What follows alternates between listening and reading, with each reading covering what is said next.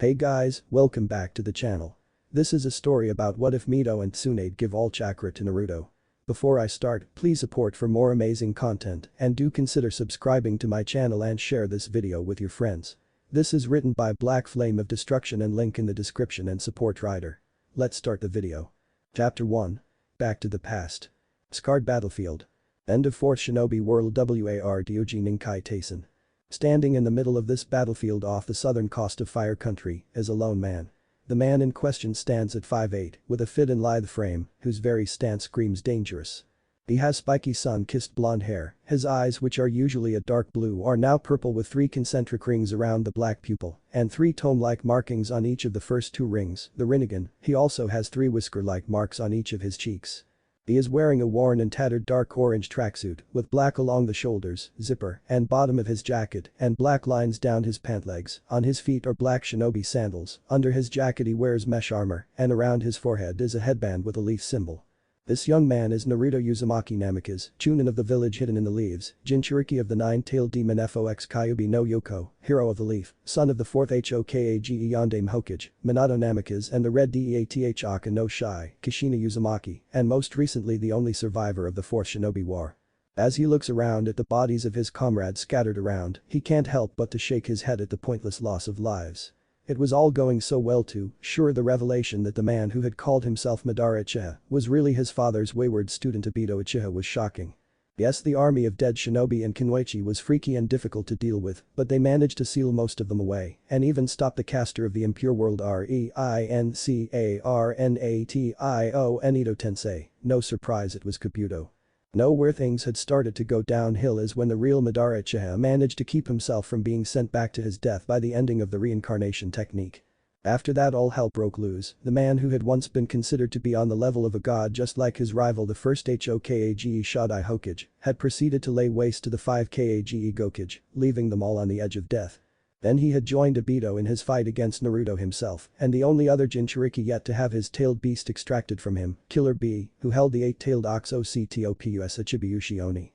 Very soon however they were overwhelmed and both tailed beasts were extracted from them to complete the 10 Tails Jubi. However, while the 2 Uchiha had been busy with the last 2 Jinchuriki, the third and final Uchiha had shown up with his Team Hawk as well as Orochimaru.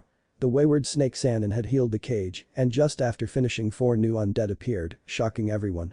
The 4 in question were the first 4 Hokage, Hashirama Senju, Tobirama Senju, Hiruzen Sarutobi, and Minato Namikaze. Together the 5 living cage, the 4 reincarnated Hokages, Team Hawk, as well as Orochimaru, went off to help Naruto and B. Long story short the fighting was fast and furious. Naruto, who was at the edge of death, was healed by his teammate Sakura, and then his father placed his half of the 9 tails, whose name is Kurama, into him. After that Naruto, Sasuke and Sakura joined together as Team 7 again to fight the 2 Uchiha, and the battle went well. Naruto managed to convince Obito to turn against Madara, but the ancient Uchiha controlled the other man to use his Rinnegan to bring himself back to life. After he came back to life Madara sealed the 10 tails into himself making him its Jinchuriki, causing the battle to become harder. Naruto and Sasuke both were visited by the father of all shinobi, and the first man to possess the Rinnegan, the sage of 6 Paths Rikudo Sennin, Hagoromo Otsutsuki. The old sage informed them that they were the current reincarnations of his 2 sons, the creators of the Uchiha and Senju clans, Indra and Asura. He then proceeded to give each of them a gift. To Naruto he gave his potent chakra, along with the mark of the sun on his right hand. To Sasuke he gave 1 true Rinnegan eye, also called the Rinnegan, with his visual prowess and the mark of the moon on his left hand. Also Naruto had an added gift, that being a bit of the chakra of every one of the tailed beasts. After leaving the sage, the 2 young men had fought Madara on even footing, even gaining the upper hand on him to the point that he became so weakened that the 10 tails began to take him over and morph his body, only to morph into a woman in possession of very delicate facial features. She had extremely long, sweeping white hair that touched the ground. Most noticeable were 2 brown horns which stuck out from her head. She possessed the Byakugan and also had a third eye on the center of her forehead, that's eyelids parted vertically. Her eyebrows were cut very short, a symbol of nobility, and she wore a dark shade of lipstick on her lips and a dark shade of nail polish on her long fingernails. She wore the transitional high-collared hime kimono, which was adorned with intricate lines that are gold and purple and tomo running down the center and edges of the gown. She was also pale-skinned. The woman turned out to be the mother of the sage, Kagaya Otsutsuki, also the mother of all chakra. The battle got much harder after that, to the point that Obito sacrificed his life for Naruto and left Kakashi with both of his Sharingan eyes for a little while. In the end, Naruto and Sasuke were able to use their marks to seal her way after Sakura hit her from above, and it looked like it was all over as the spirit of the sage and the spirits of all the dead Kage teleported them back from Kagaya's dimension. However, it didn't last long as Sasuke turned on them again, attempting to recapture the tailed beasts, and to keep that from happening, Sakura, Kakashi, and Naruto tried to stop him, which ended up with Sasuke killing the first two and beginning a fight with Naruto. The two young men, who had become like gods themselves, fought tooth and nail. However, Naruto pulled his punches as he still thought his old friend could be redeemed. That illusion was shattered when Sasuke killed the 5 Kage, especially the 5th Hokage Tsunade Senju and the 5th Kazekage Garasabaku, two of the blonde's precious people. After that, the gloves came off and the sage began to fight at full power, even entering into his Ashura avatar and fighting toe-to-toe with Sasuke Susanoo avatar. In the end, Naruto managed to come out the victor, finally killing the last Uchiha with his original technique, Rasen Shuriken. However, as he lay there dying, Sasuke smiled and congratulated his brother in all but blood, and then shocked him by telling him to take his eyes and use them to lead the world into a peaceful future, hence Naruto now having the Rinnegan. After shaking off the horrible memories of the past few days, the blonde turns towards the still present spirits of the sage and Kages, as well as the reincarnated Hokage, as his father steps up to him. "Naruto, I'm so sorry that you've had to go through all of this. I can't help but to put most of the blame on myself. If only I'd have been faster that night, then there would have been no need to seal Kurama inside you. You never would have had to go through the hardships you have if not for me, son." The younger blonde just shakes his head sadly. "It's not your fault too, San. You did what you had to. No. I place the blame for all of this on the generations before yours. If they could have only stopped trying to prove who was more superior for so long and learned to get along, then it never would have given rise to monsters like Madara Uchiha." Minato can only nod sadly to his son's words, as can all the other Kage. However, Hagoromo gets a brilliant idea. What if you could change that?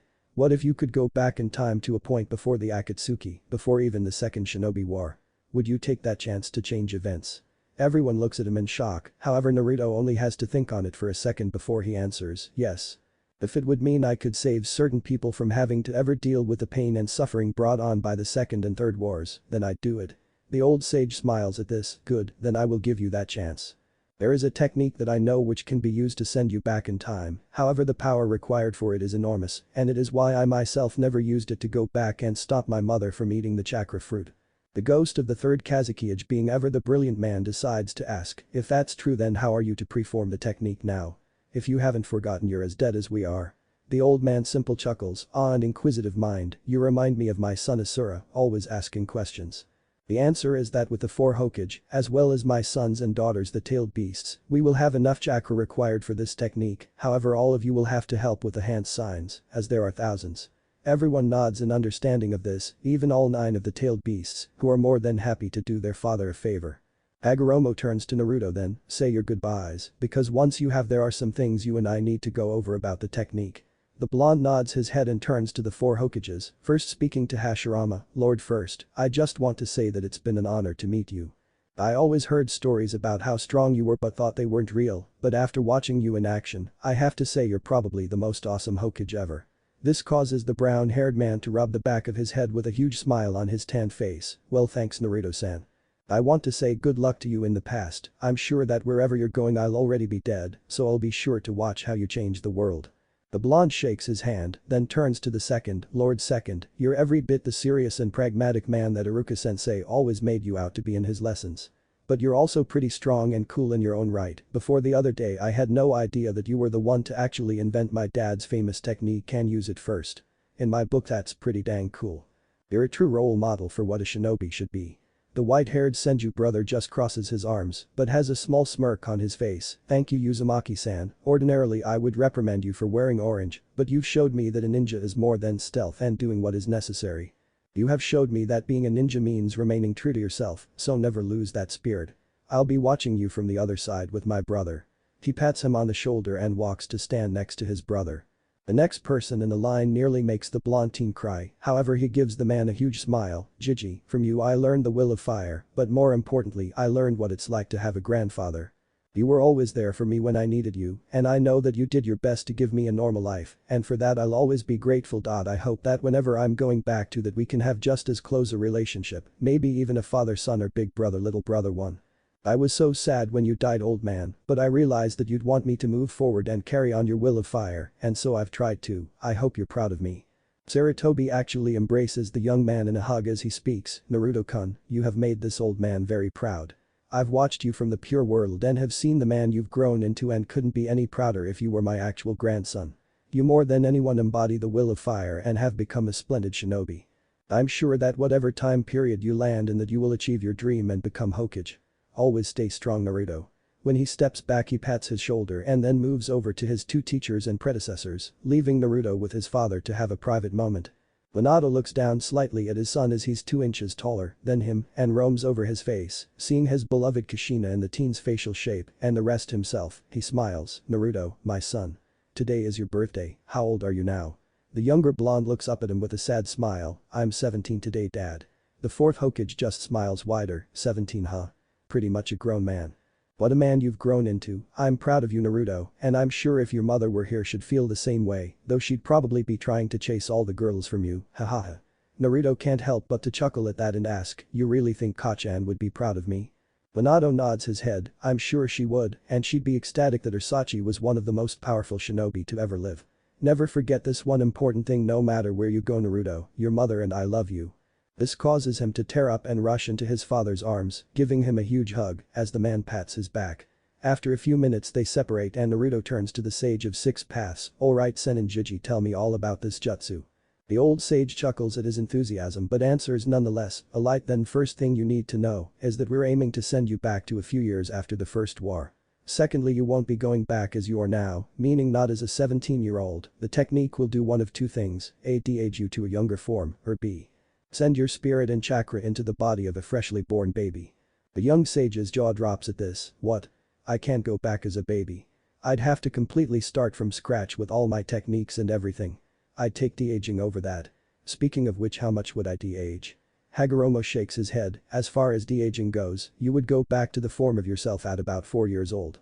Also, you'll get to keep your gifts, meaning you will still retain the bloodlines given to you by the tailed beasts, as well as the Rinnegan and the 6-path sage mode. However, you won't the Rin Sharingan or the 6 paths mode right away. Those you will have to train to gain back, as will you have to train yourself in the lava, magnet, and boil releases. Not to mention the elements that make them up. The blonde crosses his arms at that. I guess that makes sense. Alright, I'm fine with training my skills back up. Heck, I can even take the time to properly learn Fuinjutsu, and then maybe I can find the seconds Hiraishin and learn and improve it myself. Anything else I should know? The old monk nods his head. Yes, as a result of the Rinnegan you now have a major affinity to all 5 elements, and will gain the additional sub-elements of ice and wood, but again you will have to work for them. Also, your appearance will change slightly, mostly just your hair. You will gain the red hair of all Uzumaki. Oh, and your summoning contract to the toads will be void, so you'll have to find another animal to summon, perhaps even of a canine type. Naruto's face brightens slightly at the mention of gaining the wood release and his first real friend Haku's ice release, and even smiles brightly at the fact that he's going to have his mother's pretty red hair finally, but frowns at losing the toads, completely missing the hint of what animal he should gain a contract with instead. After a few moments takes a breath. Okay, I understand. Well, let's get this show on the road. 6 paths Jiji. The old sage smiles and nods his head as he singles all the cage to begin. Their hand sings as he begins his, and the tailed beasts begin to focus their chakra, causing a huge flare of light. Once all the signs are done and the right amount of energy is gathered, the old man intones hidden samsara technique. Space-time transportation. After he says this, a rip in space and time opens up in front of Naruto, and the blonde takes one more look at his father and the other Hokages before he steals his nerves and jumps into the swirling mass of lights, and seconds later the yang half of Kurama jumps in after him and the rip closes. The 4 Hokages' bodies begin to break apart as Minato turns to the old sage. Are you sure this will work? That Naruto will be able to change things? The original god of Shinobi Shinobi no Kami looks seriously at the man. I have the utmost faith in him, after all he is the current reincarnation of my son Asura. However, he won't be able to change everything. The second and third wars will still occur, however their outcomes will be altered due to his presence. He will also be able to bridge the gaps between the nations over time and keep groups like Akatsuki from having to form at all.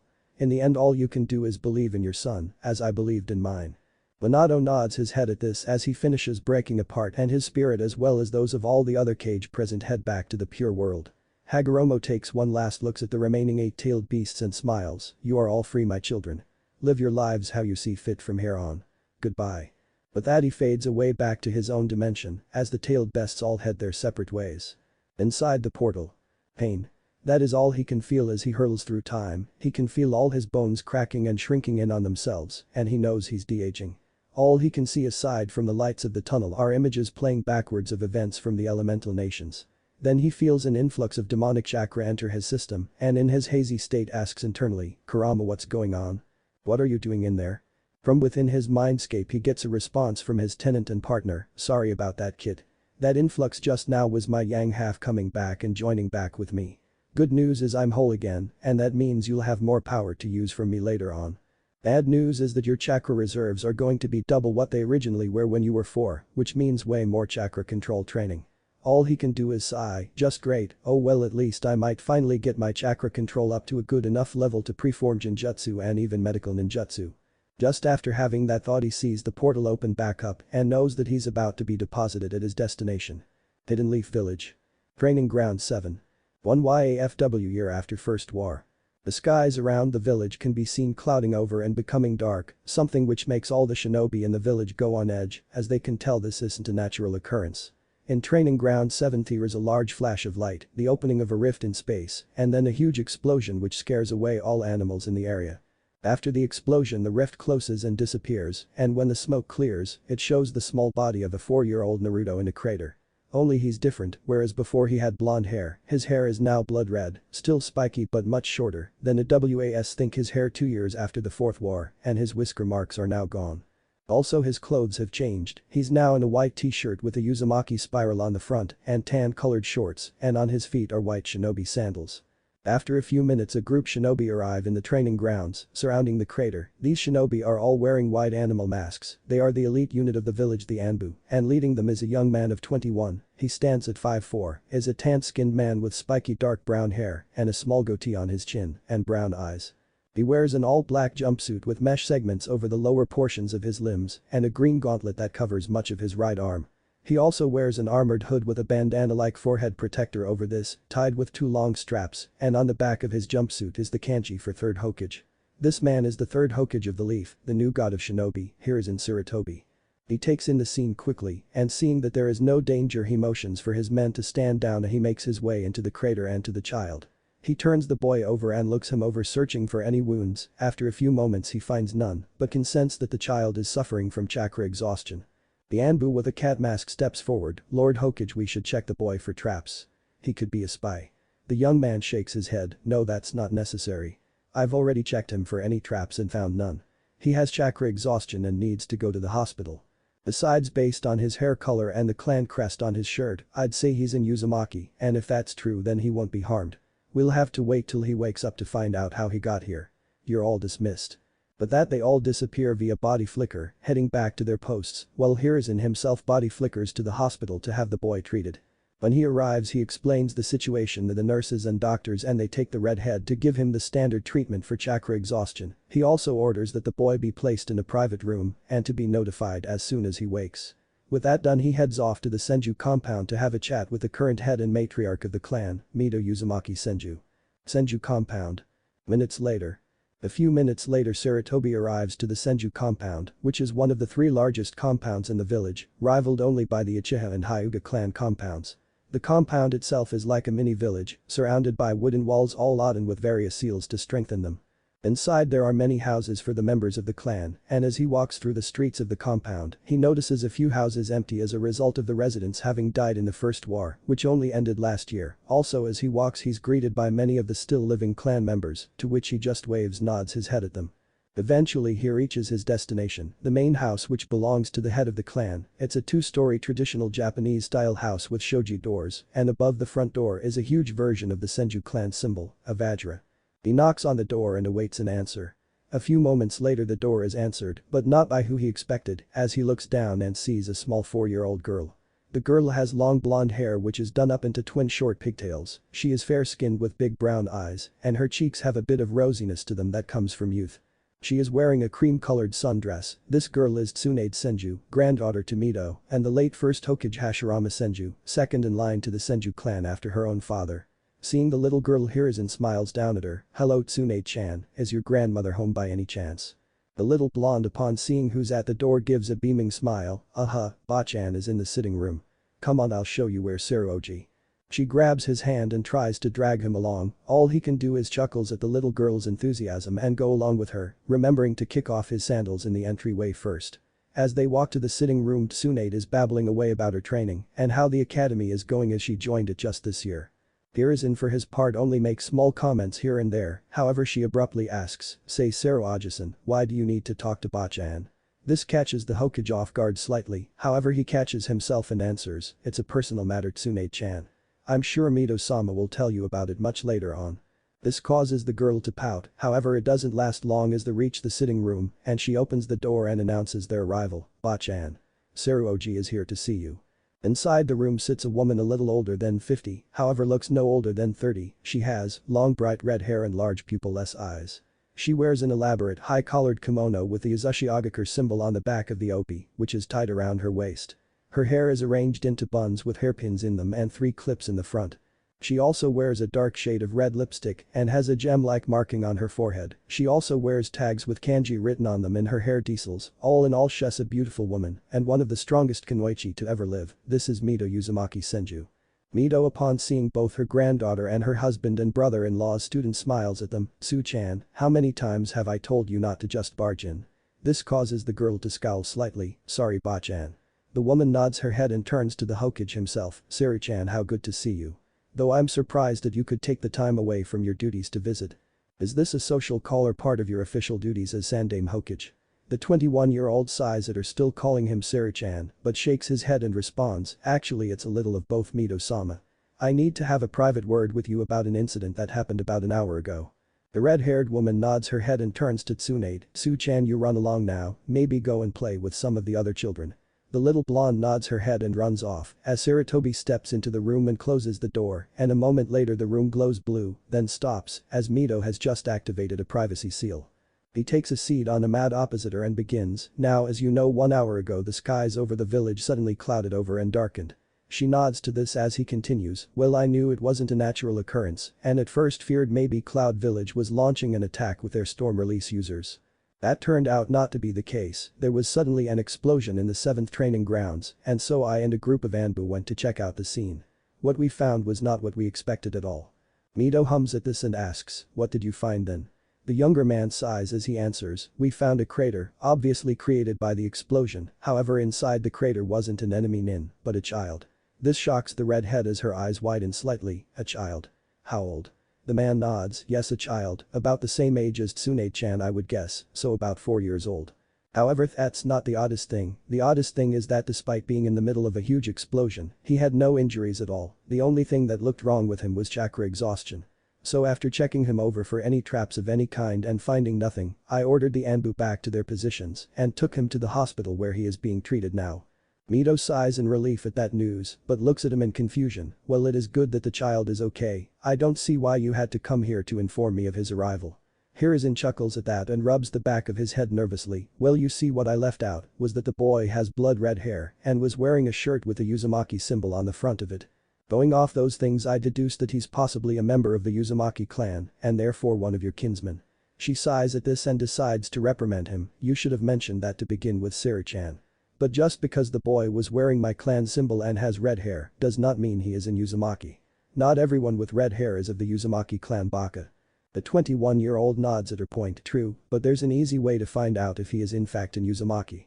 First is to wait till he awakes and ask him, and second is to see just how large his chakra pool is when it's fully restored." Mito nods her head at this, and the two then begin to talk about other things. However, when the conversation moves to his love life, he decides that it's time to go and heads back to the front door. Just after he puts on his sandals, the door opens and in walks a man. This man is taller than himself, standing at 5'10", with straight dark brown hair and brown eyes, and tan skin like himself. This man is Itama Senju, the son of Mito and Hashirama, father of Tsunade, and heir to the Senju clan, named for one of his father's brothers who died during the clan wars. Itama, upon seeing him, smiles. "Hiruzen. Good to see you. Are you leaving?" Sarutobi smiles at his slightly older friend. "Yes, afraid so. I've been visiting with your mother, but now I have to get back to my arch-enemy paperwork." This causes Itama to chuckle and pat him on the shoulder. "I don't envy you being Hokage, my friend. Well, see you around, try to come back sometime and we'll spar." The younger man smiles at his friend and nods his head as the man takes off his sandals and heads into the house while he himself body flickers away back to the Hokage Tower. Leaf Hospital. 2 days later. Naruto groans as he begins to wake up. The first thing that hits his senses is the smell of disinfectant and bleach, and he knows right away where he's at. Great, I'm in the hospital, the one place I hate the most. Wonder how long I've been out. A moment later he opens his eyes to see the white ceiling of the hospital confirming his thoughts as he lifts his right arm up to look at it and sees how small it is, meaning the old sage's jutsu worked. A few seconds later a nurse walks in to check his vitals and seeing him awake smiles, "Ah, you're awake, little one. How are you feeling?" He looks at the woman for a moment and answers, "I feel okay, I guess." "How long have I been out, nurse-san?" The woman giggles at this and responds, "My name is Nanis, little one. You've been here 2 days recovering from chakra exhaustion. Now lay still while I check up on your condition." He nods his head as she does some hand signs and checks his vitals and sees how his chakra pools are doing. However, when she does her eyes widen as he has more chakra than most Chunin. She quickly gets over her shock and stops running her diagnostics. "Well, everything seems to be good, and might I say you have some impressive chakra levels for a 4-year-old. He blushes a little at this, "Thank you. So can I get out of here now?" She shakes her head at his question, "I'm afraid not. You'll have to stay here a while longer. We have to inform Hokage-sama that you've awakened and I'm sure he'll have some questions for you. So until then just rest up and we'll bring you some breakfast." But that she turns and walks out the door to inform the Chunin guarding his room to summon the Hokage. After a few minutes she returns with a tray of hospital breakfast for him, which he begrudgingly eats, even though it tastes like crap. While he's eating his breakfast Sarutobi walks in, and when Naruto sees him his eyes widen slightly as he recognizes the man, but didn't think he'd be coming back to when he was so young. He quickly covers up his surprise as the third Hokage comes over and sits at his bedside. "Well, young man, it's good to see you're awake. You were in quite a state when we found you. The nurse tells me your chakra pools are fully restored and that you can leave here today after a few shots." The redhead nods at this, even though he makes a face to the thought of shots. However, Sarutobi continues on, "Now I have a few questions for you. First off, can you tell me your name?" The boy thinks on it a second and then decides to go with his actual name and answers, "My name is Naruto Uzumaki." "Who are you, mister?" The man chuckles at this, "My name is Hiruzen Sarutobi and I'm the third Hokage." "It's nice to meet you, Naruto-kun. Now can you tell me how you ended up here in the leaf?" The redhead starts to panic internally trying to come up with a believable story, however he suddenly gets a great backstory and gets a sad look on his face. He starts his story, "I'm not sure how I got here, Lord Hokage. All my life I've lived with my parents in the land of Waves Nami no Kuni. But recently they died, attacked by bandits, and I was orphaned. They always said we came from a proud lineage but never elaborated, though they did say that if I was ever in trouble, I could go to the Hidden Leaf Village, and I planned to in a few years. But when I was going through some of my 2chan stuff I found this seal and it activated, and then after that it's a blank. Next thing I know I'm waking up here." Sarutobi listens intently and thinks over the boy's story and notices a few inconsistencies but decides not to call him on them. "I see, well Naruto-kun, it seems you may have stumbled on an experimental seal meant for teleportation. You're lucky that it didn't kill you and all you ended with was chakra exhaustion. Now your parents were right when they said you come from a proud lineage. You are a member of the Uzumaki clan of the Land of Whirlpools. The Uzumaki clan is well known for their incredible pools of chakra, their longevity, and their skills in Fuinjutsu as well as Kenjutsu." He sees Naruto's eyes light up at this as he continues on, "Also the Uzumaki clan is the cousin clan to one of the founding clans of the Leaf, the Senju. As a matter of fact, the current head of the Senju clan is a woman named Mito Uzumaki Senju, and I'm sure that she would love to take you in being that your clansman. She also has a granddaughter your age that I'm sure you'll get along with." Naruto smiles and nods at this in response, "Good, then after your shots I'll take you to meet with Mito-sama." The redhead gets confused at this and asks, "Why do you call her Mito-sama? Aren't you the leader of the village?" Hiruzen chuckles at this, "Hahaha, yes I am, but Mito-sama is the widow of the first Hokage and holds a high position within the village. That is why everyone gives her the proper respect and calls her Mito-sama, all except her immediate family, that is." Naruto nods at this as he finishes his food and Sarutobi stands up and motions for the doctor and nurse to come in and give him his shots and whatnot.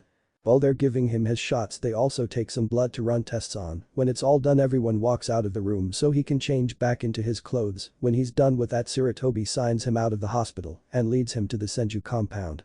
Senju main house. After walking through the village together and talking a little more, they eventually reach the Senju compound. Naruto's first reaction to the sight of it is to have his jaw drop at just how large it is, however that's nothing to his reaction to the main house. "This is where I'm gonna be living, it's a mansion."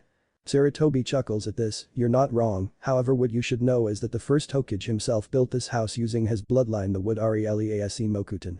In fact, he built this entire compound using his powers. Then Mito-sama went around and applied strengthening seals to each of the homes and the walls, which make the wooden constructs as strong as steel. I'm sure that she will be teaching you how to do such things in the future. The redhead can only nod at this as the young man knocks on the door.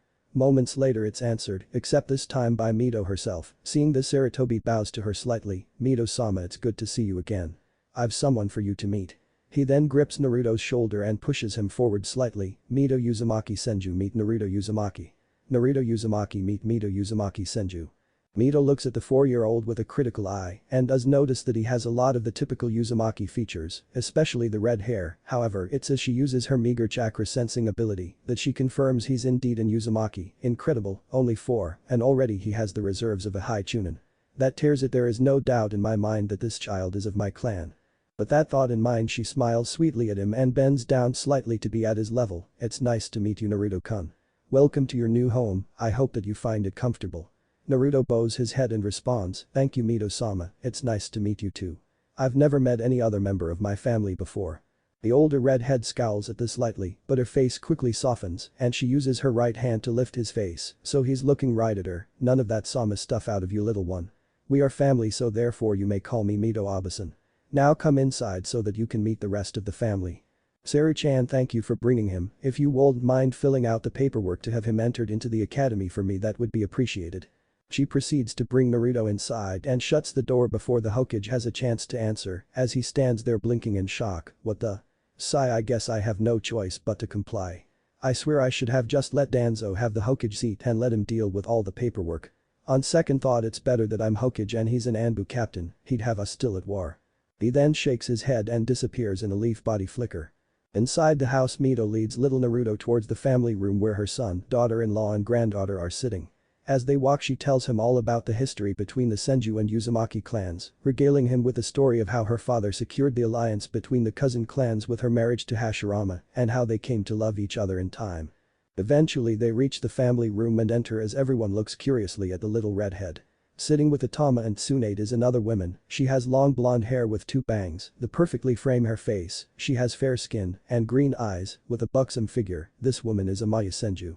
The 3 look curiously at the matriarch as Itama asks, Ka-chan, who's the kid? Mito smiles and places a hand on the boy's shoulder. This Itama-chan is Naruto Uzumaki.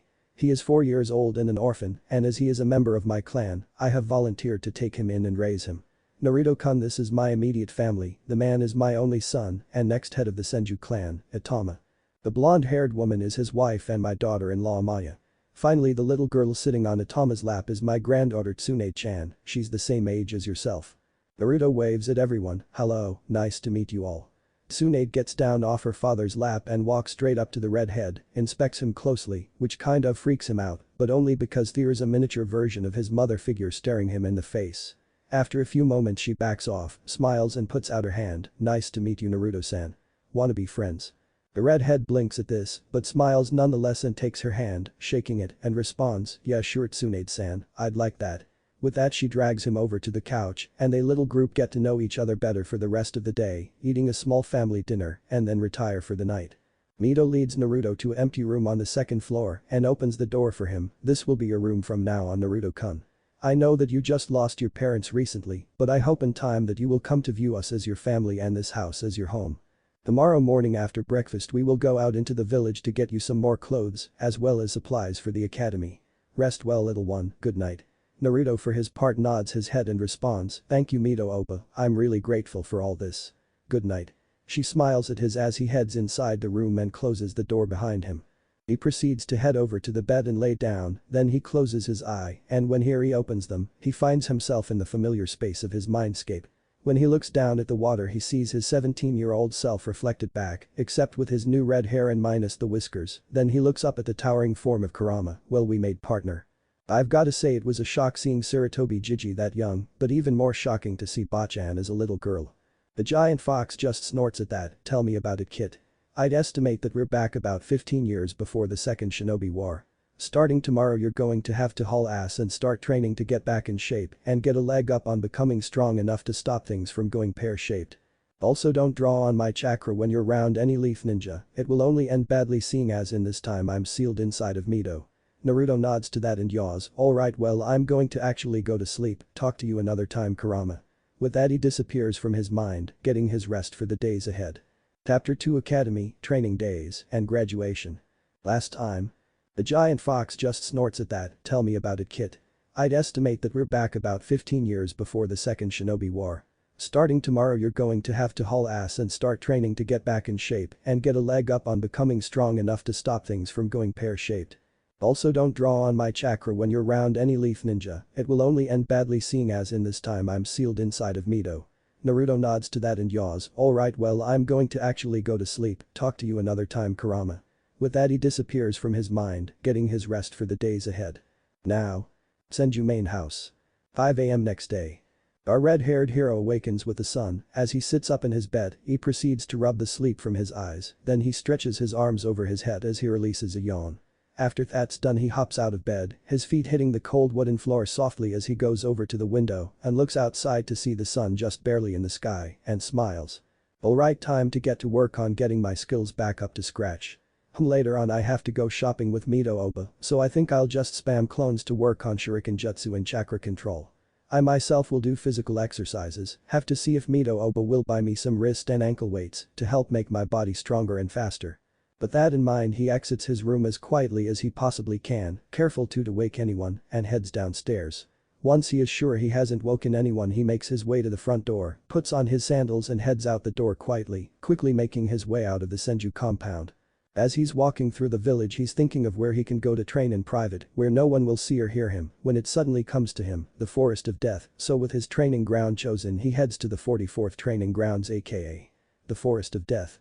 After 20 minutes of walking he reaches the Forest of Death, which is a training ground made up of hundreds of tall trees and is surrounded on all sides by a tall fence with multiple gates. Naruto proceeds to put his hands in the ram sign and focus chakra to his legs, and when he feels he has enough, he takes a huge leap and completely clears the top of the fence and lands inside the forest. He proceeds to run deeper inside till he finds a clearing with a river running through it, okay this will do nicely. Time to do this. He puts his fingers in a cross-shaped sign and calls out multi-shadow clone Jutsu Taju Kage Bushin no Jutsu. In a puff of smoke 50 clones appear, all looking identical to their creator, who clicks his tongue at the number but shakes it off and proceeds to give out orders. Alright listen up, I want you guys to split up into 2 groups of 25, the first group will work on chakra control, start with leaf balancing. I don't want to go through life this time with sucky chakra control. Group 2 you're working on shuriken jutsu. Since we have no shuriken or kunai to work with yet, use rocks and sharpened sticks. The clones all nod and salute at this and separate into 2 groups as ordered to go off and do what they're supposed to do. Naruto meanwhile decides to start his exercises, starting off with some stretching to loosen up the muscles, then after that he starts off with 20 laps around the clearing. He finishes his last lap 25 minutes after he back and is only mildly out of breath, so he decides to take a 5-minute breather, he goes over to the stream and takes a handful of water from it and drinks it down. After his break he gets back to work, proceeding to do 50 push-ups, 50 sit-ups, 50 squats, 50 jumping jacks, and lastly 50 chin-ups using a low-hanging tree branch. When he finishes his workout he looks up at the sky and estimates the time to be around 7 AM, so he decides now is a good time to head back to the Senju house and get a shower, have some breakfast and get ready for his day with Mito. Before he leaves he tells the clones to dispel in groups of 5 2 hours from now, getting confirmation from the 2 groups of clones he proceeds to exit the Forest of Death and head back into the village proper. As he walks through on his way back to the Senju compound, he notices that all the shops are now open or just opening, and he waves back to those who waved to him first. After another 15 minutes he gets back to the Senju compound and as he walks through the streets every Senju clansman that sees him smiles and greets him kindly, to which he responds in kind. Senju main house.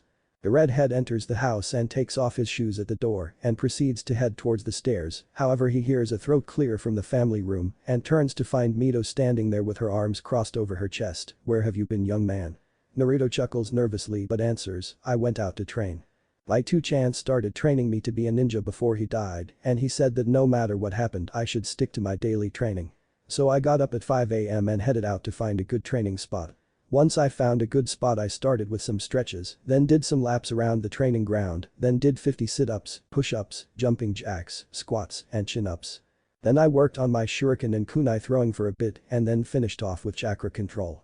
Mito's eyes widen at this news, though she is slightly surprised that he's doing such intensive physical training at 4 years old. Even Tsunade, who's been having physical training from herself, Amaya, and even Atama here and there since she was 3, only does 20 of every exercise and has yet to work on chakra control. She quickly shakes it off and scowls, "That's all good, Naruto-kun, however you didn't have to leave the compound to train, we have a training ground behind the house. From this point on you will use those training grounds, I don't want to wake up to find you missing from the house and the compound ever again. I thought that you had run away." Naruto's eyes widen at this as he steps off the stairs and walks over and hugs the older redhead, shocking her, "I'm sorry Mito-Oba, I didn't mean to cause you any fear or hurt. I promise from now on I'll use the training grounds out back for my morning training. Please forgive me." Mito just smiles kindly and wraps him in a hug, "You are forgiven, Naruto-kun. Now march upstairs and take a shower, you stink. I'll have some fresh clothes placed on your bed." 20 minutes later finds Naruto entering the dining room wearing different clothes. The outfit he now has on consists of dark gray pants that go down to his shins, a short-sleeved red kimono shirt under which is mesh armor, tied at the waist with a dark orange sash. All in the eyes of the entire Senju family, he looks a lot more like a ninja now. The first to greet him is the ever-energetic Tsunade, "Good morning Naruto-san." He smiles at her and responds, "Good morning Tsunade-san."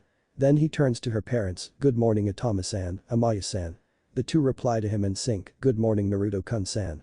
As he takes his seat, which is right next to Tsunade and across from Atama at the table, with Tsunade being across from her mother and Mito at the head. As they eat their breakfast of steamed rice, miso soup, grilled fish, rolled omelets tamagoyaki, tsukemono pickles, and dried seaweed nori, Atama decides to bring something up to Naruto, "So Naruto-kun, Kachan says that you left at 5 this morning to train and didn't even leave so much as a note. Do you distrust us so much you wouldn't let us know where you are and what you're doing?" The little redhead swallows his food as Mito glares slightly at her son, however before she can reprimand him Naruto responds, "It's not that I distrust any of you Atama-san, it's just that I'm used to getting up really early to train and I didn't want to wake anyone, plus it never crossed my mind to leave a note, seeing as usually I'd be with my Tsuchan to train." Seeing the conversation taking a sad turn, Tsunade decides to try to lighten the mood, say, "Naruto-san, what kind of training do you do? Maybe we could train together from now on." The red-haired boy smiles gratefully to the blonde girl as he responds, "It's nothing too major, I do 20 laps, then after a 5-minute break for some water and to catch my breath, I do 50 each of push-ups, sit-ups, squats, jumping jacks, and chin-ups. After that I work for an hour on shuriken and kunai throwing, and then finish up the last hour with chakra control training. I'm still working on the leaf sticking exercise." Even Atama and Amaya's eyes slightly widen at this, as that's quite the workload for a 4-year-old and can only wonder why his father would start him with something like that. Tsunade however pouts, "You get to do chakra control training. That's not fair," Tsuchan, Kachan, and Bachan said, "I have to wait until we start working on it in the academy." Naruto chuckles at this, "Well, to be fair, my Kachan started me on chakra control training right after I unlocked my chakra. According to her, because of my lineage I have way more chakra than most kids my age. I think she said I have as much chakra as a Chunin or something, so it's pretty important for me to work on controlling it." All the adults nod along to this, especially Atama, who decides to voice his thoughts. He's right, Tsuchan, being a full Uzumaki as he probably is, means that his chakra levels are much higher than any other child, including yourself. The blonde girl turns to her father about to ask how he knows that, however he's already anticipated the question, "I know from experience. Being half Uzumaki myself I have larger than average chakra reserves, of course being half Senju makes them even slightly larger, but helps me with control. When I was your age I had the chakra levels of a fresh genin, while everyone else in my age group had academy level chakra pools. The only non-Uzumaki or Senju that I've ever known that had a lot of chakra as a kid was the third Hokage." Mito nods along to this, remembering how much chakra the 23-year-old had even as a child of 8, however she shakes her head and clears her throat, "Enough of this discussion. Tsunade-chan, since Naruto-kun is now a member of this household if you wish it, and he agrees he can start helping you to learn chakra control training." The blonde beams at this and turns to the younger redhead who only smiles slightly and nods his head, which causes her to get excited and hug him tightly, saying over and over again, "Thank you, thank you, thank you." All he can do is slightly blush from the contact and pat her back. The adults all laugh at the two children, however Tsunade eventually lets go of Naruto and goes back to eating, allowing the redhead to do the same. Once breakfast is done, Mito stands up and turns to the two children, "Naruto-kun, Tsunade-chan, go get on your sandals, the 3 of us are going into the village to go shopping." Naruto-kun needs more clothes as even though Atama-chan's old clothes fit him okay, I don't want him to dress in his hand-me-downs. Also we need to get Naruto-kun the standard sets of training kunai, shuriken, senbon, and ninja wire. Tsunade immediately heads for the door to put on her sandals, however Naruto looks shyly at the older redhead. He rubs the back of his head and asks, "Say Mito Obo, can we maybe also pick up some wrist and ankle weights? I'd like to use them for training to help increase my strength and speed. I'd heard my 2chan talking once about how weights would help me to get stronger without keeping me from growing." Mito is surprised by his request, but internally nods to his father's foresight, "Of course we can Naruto-kun. That's a very good idea and in fact I think I'll pick up an extra set for Tsunade-chan. Tell me Naruto-kun, did your parents begin to teach you any taijutsu style?" The younger redhead shakes his head, "No. Though 2chan did show me his own style, he called it Dragon Fist Iken. He said his style might not suit me and that he had a little knowledge on other styles that he'd teach me next year." The woman nods along to this and comes up with an idea, "Okay, well Tsunade-chan is already being trained in the Senju style taijutsu by her father. Most of the kids at the academy are either learning the academy style or have begun learning their clan style if they have one. I'll take you into the Senju archives later and we'll find you a taijutsu style to learn, okay?" The boy nods his head to this and then the two head over to the door to put on their sandals, finding an impatiently waiting Tsunade, and after apologizing to her they head out the door. They spend most of the afternoon going from shop to shop. At the clothing store Naruto finds an outfit that he likes, retaining the red kimono shirt and orange sash, but making the shirt blood red color to match his hair and adding the Uzumaki swirl to the back in white. He trades out the gray pants for dark red ones, as well as changing his white sandals for black, and he gets multiple sets of this outfit. At the shinobi supply store he gets 2 holsters, 2 sets each of practice kunai, shuriken, and senbon, as well as 3 spools of ninja wire. Mito also buys 2 sets of ankle and wrist weights, with the initial weight of the wrists being 5 pounds each and the ankles being 10 pounds each. After their shopping is done they head to a small restaurant for lunch, at which point Mito explains to Tsunade why she got the 2 sets of weights and hands, 1 set to her granddaughter. After lunch they head back to the house and when they arrive, Amaya greets them with a slightly sad face, which concerns Tsunade and Mito, the second of which asks, "What's wrong Amaya-chan?" The blonde woman sighs as she answers her mother-in-law, "Itama is leaving on another mission. He promised me that he'd be home for a week after he got back from the last one and it's only been 3 days. We got into an argument and he said that it was his duty as the son of the first Hokage to show the strength of the Senju clan." Mito shakes her head at this and pats the woman on the shoulder, "He's so much like both his father and his uncle. However, instead of standing here sulking you should take Tsunade-chan and the 3 of you should spend as much time together as possible till he leaves for the mission. I'll have a discussion with Sari-chan about not giving Itama any more missions for a month after he returns from this one." Amaya smiles gratefully to her for her words and takes Tsunade by the hand and leads her up to she and Itama's room to do just that. Mito then turns to Naruto, "Alright Naruto-kun, I'll take you to the basement now. That is where the Senju clan archives are at, although it's really just a big library filled with many scrolls on Tai, Nin, Gen, Ken, and even some Fuinjutsu." The 2 redheads go down to the basement, where Mito proceeds to take out a kunai and cuts her finger with it, taking the bleeding digit and swiping it across the door, which then proceeds to glow as seals spread over it, then there's a click and the glow recedes. Mito smiles and opens the door leading him inside. "What you just witnessed Naruto-kun is a piece of our clan's specialty, Fuinjutsu, moreover that was a blood seal. You will of course be learning how to create blood seals, but not for a long time. Anyway, the scrolls are arranged by type and the taijutsu scrolls are second shelf on the left." Naruto heads over to the taijutsu shelf and begins to browse through the styles there. After looking for a while he suddenly feels a pull towards a specific scroll. The scroll in question is blue in color, with a picture of stars making up the Big Dipper, and the kanji on the front of it reads Hakuto Shinkei and Big Dipper God Fist. As he reads the information on the style he begins to smile more and more, until eventually he's sold. He rolls it back up and heads over to Mito. "I found it. The perfect style for me to learn." He presents the scroll to her, and when she sees which one it is she gasps, as the style he wants to learn is said to come from before the time of the Sage of the Six Paths and originated in a foreign land and was said to be the strongest martial art ever. She shakes it off and smiles at him, "Well, you certainly shoot for the stars, don't you Naruto-kun? Well then you may have that scroll and learn from it. Now let's head back upstairs and get ready for dinner." He nods his head and with that they head back up to the main floor and as they do he finally gets the memories from his clones. At dinner that night they discuss plans for tomorrow, including Naruto's first day in the academy and then afterwards go to bed. Leaf Academy. Next day. The Leaf Village Academy is a large building painted in reds, on the front of it is the kanji for fire. As the new school week begins, you can find children of all ages milling about outside along with their parents, awaiting for the teachers to open the doors. However, standing away from all the happy families are two boys. The first leans against a tree in the front of the building. He's a tall boy for his age, standing at 3'9", he has spiky white hair, with dark eyes, and he has red lines under the corners of his eyes, and has slightly tanned skin. His name is Jiraiya, an orphan raised in the orphanage. The second boy is leaning against the side of the building. He is normal height for a boy his age, standing 3'6", has long, straight black hair which goes down to the middle of his back. He has pale skin and slightly delicate features, however the most striking thing about him are his eyes. They are a golden color with slits for the pupils, and around the eyes is what appears to be purple makeup, which extends partway to either side of his nose. His name is Orochimaru Hibi, who was recently orphaned when his parents died during a mission. Suddenly the two boys' attention is taken by the fact that everyone becomes silent and stares in one direction. When they look that way they see why. The Senju family have appeared, however this time they have an extra person, a boy with short spiky red hair and blue eyes, with slightly tanned skin, wearing an all dark red outfit. While most can only wonder at who the boy is, Jiraiya and Orochimaru each have differing thoughts upon seeing him. Jiraiya thinks, tch another pretty boy, and he's probably a jerk like Orochi team. While Orochimaru thinks, he looks strong. Perhaps he'll finally be someone I can test myself against.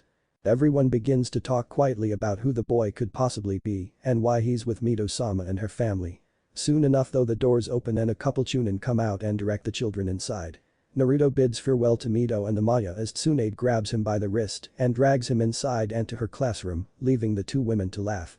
When they reach the classroom they find the teacher sitting there waiting and greeting all the students as they enter. When he sees Tsunade and Naruto he smiles slightly. The teacher is an average-sized man, standing at 5'9", with mousy brown hair and gray eyes. He wears the standard attire for a chunin which consists of an all-blue shinobi outfit and some gray armor over his chest and back. The man's name is Iku's Hachibana and he's a 35-year-old veteran ninja. He looks down at the children. Tsunade-san, please head inside and take your seat. The young man must be the new student I was told about. Tsunade smiles at her friend and heads inside as Naruto nods his head to the teacher who continues, now I've been informed that you are a member of the Uzumaki clan and your unique situation.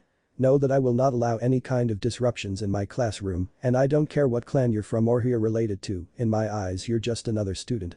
Understand? The redhead nods in agreement, understood sensei. Trust me, I'm not here to play around, I've come to learn to be the best shinobi I can be. His response makes the man smirk as remarks, good. My name is Iku's Hachibana, but you can call me Iku sensei. Now class is about to begin, I'll call you inside in a few moments and you can introduce yourself to the class. He heads inside and Naruto hears him telling the class to settle down as he takes roll call, then makes an announcement, alright class, before we begin we have a new student joining us today. Please do your best to give him a warm welcome. Come in. With that the redhead takes a deep breath and exhales it, then he opens the door and walks inside the class. Immediately his eyes scan the class to see if he can find any faces he recognizes besides Tsunade, and he finds both Jiraiya and Orochimaru who are on opposite sides of the room and both looking at him intently. Then he catches a face which looks familiar with a head of spiky silver hair and immediately knows that's Kakashi's father Tsukumo Haddock, as only a Haddock could have hair like that. He walks up in front of the teacher's podium and smiles and waves shyly at everyone as Iku says, now introduce yourself, just your name, likes, dislikes, and dreams for the future. The redhead nods and looks at the class as he does as instructed, hello, my name is Naruto Uzumaki.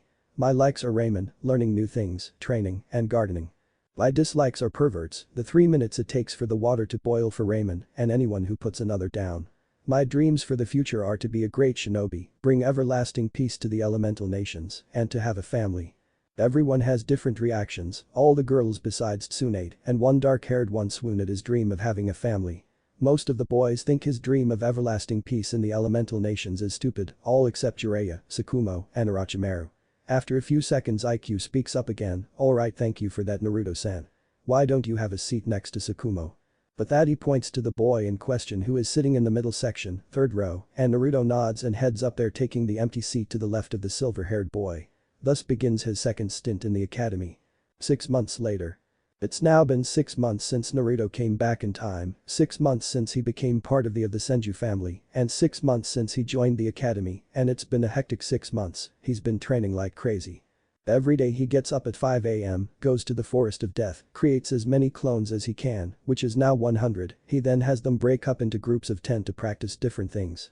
The first group always works on chakra control, which they are now up to tree walking as they mastered leaf sticking. The second group works on shuriken jutsu, improving his aim. The third group works on the first of the basic three, the substitution jutsu kawarimi no jutsu. The fourth works on the transformation jutsu henge no jutsu. The fifth group works on the last, the normal clone jutsu bushin no jutsu. The last 5 groups have been working on new skills. The 6th group has been working on the body flicker jutsu shunshin no jutsu, which is a high-speed movement technique. The 7th and 8th groups have been working on the beginning stances of the Big Dipper God Fist, which has been going incredibly well. The 9th group has been learning all about human anatomy to help with his taijutsu style, while the 10th and final group has been working on the fuin jutsu that Mito started to teach him 2 months ago. As far as his physical exercise goes, he's getting more and more fit, especially with the weights on his ankles and wrists, which are now up to 10 pounds on each wrist and 20 pounds on each ankle, and he now does physical training with Tsunade in the mornings. As far as the academy goes, he's quickly gotten to the top of the class and has been classified as a genius alongside his new friend Tsukumo, as well as Orochimaru. That's another thing, he's made friends with a few people in his class besides Tsunade, the first of which is Akumo Haddock, and has found the boy to be a lot more sociable than his future son. They even spar outside of the academy sometimes. The second person he's made friends with is Jiraiya, who became his friend after he defended the boy from some bullies who were calling him dead last due to his terrible grades and his lacking skills in every ninja field. Ever since the two have been great friends, and the redhead has even been helping the white-haired boy with his shuriken jutsu and the basic 3. He's also become associated with Orochimaru, who sees him as a sort of rival, but has yet to take the step forward to becoming his friend, preferring to study and train alone. But he's made it his mission to break the young Sannin to be of that, thinking that if he can be a positive influence on the boy, then he won't become a crazy pedophile in the future. Another development in his new life is that it was recently learned that the Senju family will be growing by 1 more member, as Amaya is 4 months pregnant. Tsunade, upon finding out she was going to be a big sister, was ecstatic, saying that she was going to protect her little brother or sister from any and everything that would harm them. Naruto just congratulated Itama and Amaya on their news while going back to his calligraphy practice, which was a prerequisite to learn fuin jutsu. As a result of Amaya's pregnancy, Itama decided to stop taking missions for a while, instead taking up a job in the torture and interrogation division, also giving him more time to train Tsunade and help Naruto with refining his new taijutsu style against a superior opponent. But today will be different, as today Naruto and the rest of the class will begin training in their elemental affinities, but for the redhead, he'll start learning how to properly use his bloodlines after today. Leaf Academy. Iku's classroom. The veteran shinobi looks at his class and can't help but to think about how much they've grown in the last 6 months, which is why he has no problem with starting them on today's lesson. He clears his throat, getting everyone's attention as he speaks. "Alright class, today we'll be learning something entirely new. Now, as you all know, we've been teaching you all 3 basic jutsu, those being the substitution, transformation, and clone. Now those were to prepare you for more advanced techniques, and today is the true start of learning those more advanced techniques." As he looks around, he sees that he has every one of their attention and smirks internally at it. He proceeds to take out 2 stacks of papers and continues, "Today we will be testing your elemental affinities. Now each ninja in the world is aligned to a specific elemental nature, which makes using jutsu of that element easier and jutsu of opposing elements harder. This paper I have here is called chakra paper, and each of you will be receiving a piece. What it does, it tells you your affinity. Now pay close attention to what I say next, as I don't want to repeat myself." Everyone replies in unison, "Yes, IQ-sensei." He then goes into what Naruto has dubbed his Iruka mode and starts to lecture. Now each of the 5 elements does something different to this paper. If your affinity is fire, it will burn to ash. If your affinity is water, it will get wet and turn soggy. If your affinity is earth, it will crumble and turn to dust. If it is lightning, it will crinkle up into a ball. Finally, if it is wind, the paper will split down the middle. He then takes one piece into his dominate hand, which is his left, and puts it between his fingers. All you do is you place the paper between 2 fingers of your dominant hand and channel your chakra to it, and it will tell you what your affinity is. After saying this, he does just that, and the paper burns down to ash, showing that he has a fire affinity, which causes all the now 5-year-olds to stare in awe before they start to talk excitedly about what their affinities could be. He stomps on the floor to get them quiet. "Alright, when I call your name, come up here, take a piece of paper and channel your chakra." At that point he begins to call names, and Naruto doesn't really pay any attention to most of them, as most of them get either fire, water, or earth. However, he pays attention when his friends are called, first of which is Tsukumo Haddock. A silver-haired boy walks down the aisle and up to the teacher, taking his piece of chakra paper, he places it between the fingers of his right hand and applies his chakra, and surprisingly, it crinkles up into a ball and emits sparks. IQ whistles at this, well looks like we got our first special case. You have a lightning affinity and from the looks of it a strong one. Congrats Sakumo-san. Sakumo nods gratefully to the man and heads back to his seat with a smile on his face. The next person Naruto pays attention to is right after Sakumo, Orochimaru Hibi. As the pale owner makes his way down to the instructor and does as everyone else did, however his is shocking too, as when he channels his chakra to the paper it splits in half. IQ shakes his head at this, damn 2 for 2 on the prodigies and their affinities. You have a wind affinity Orochimaru-san, which for the land of fire is incredibly rare. I've no doubt you'll be a powerful shinobi in the future. Orochimaru smirks at this as he heads back to his seat and Naruto once again tones out IQ-sensei, that is until he hears another friendly name called Jiraiya no name. He watches as the white-haired boy scowls at the addition of no name to his first name, but still heads up to the teacher to take his paper. When he does his paper burns to ash, showing he has a fire affinity, and after tossing away the remaining ash he heads back to his seat. A few minutes later he hears Tsunade's name called and pays close attention to see what her elemental affinity is. The blonde-haired girl excitedly takes the paper, hoping to have the same 2 main affinities of her grandfather, water and earth, so that she might also have inherited his wood-release bloodline. However, she is disappointed when the paper in her hand crinkles up into a ball, indicating her main affinity is to lightning. She scowls at the paper and tosses it in the trash as she turns on her heels and head back to her desk, pouting. After that Naruto just tunes out the names again, thinking about the basic storage seal he was taught by Mito and how to improve it, he just barely manages to tune back in when he hears the name Izumi Uchiha, seeing as Uchiha comes before Uzumaki. The girl in question has the usual black hair and onyx eyes of the Uchiha clan, however her hair goes down to her mid-back and she has a kinder looks to her face than most Uchiha.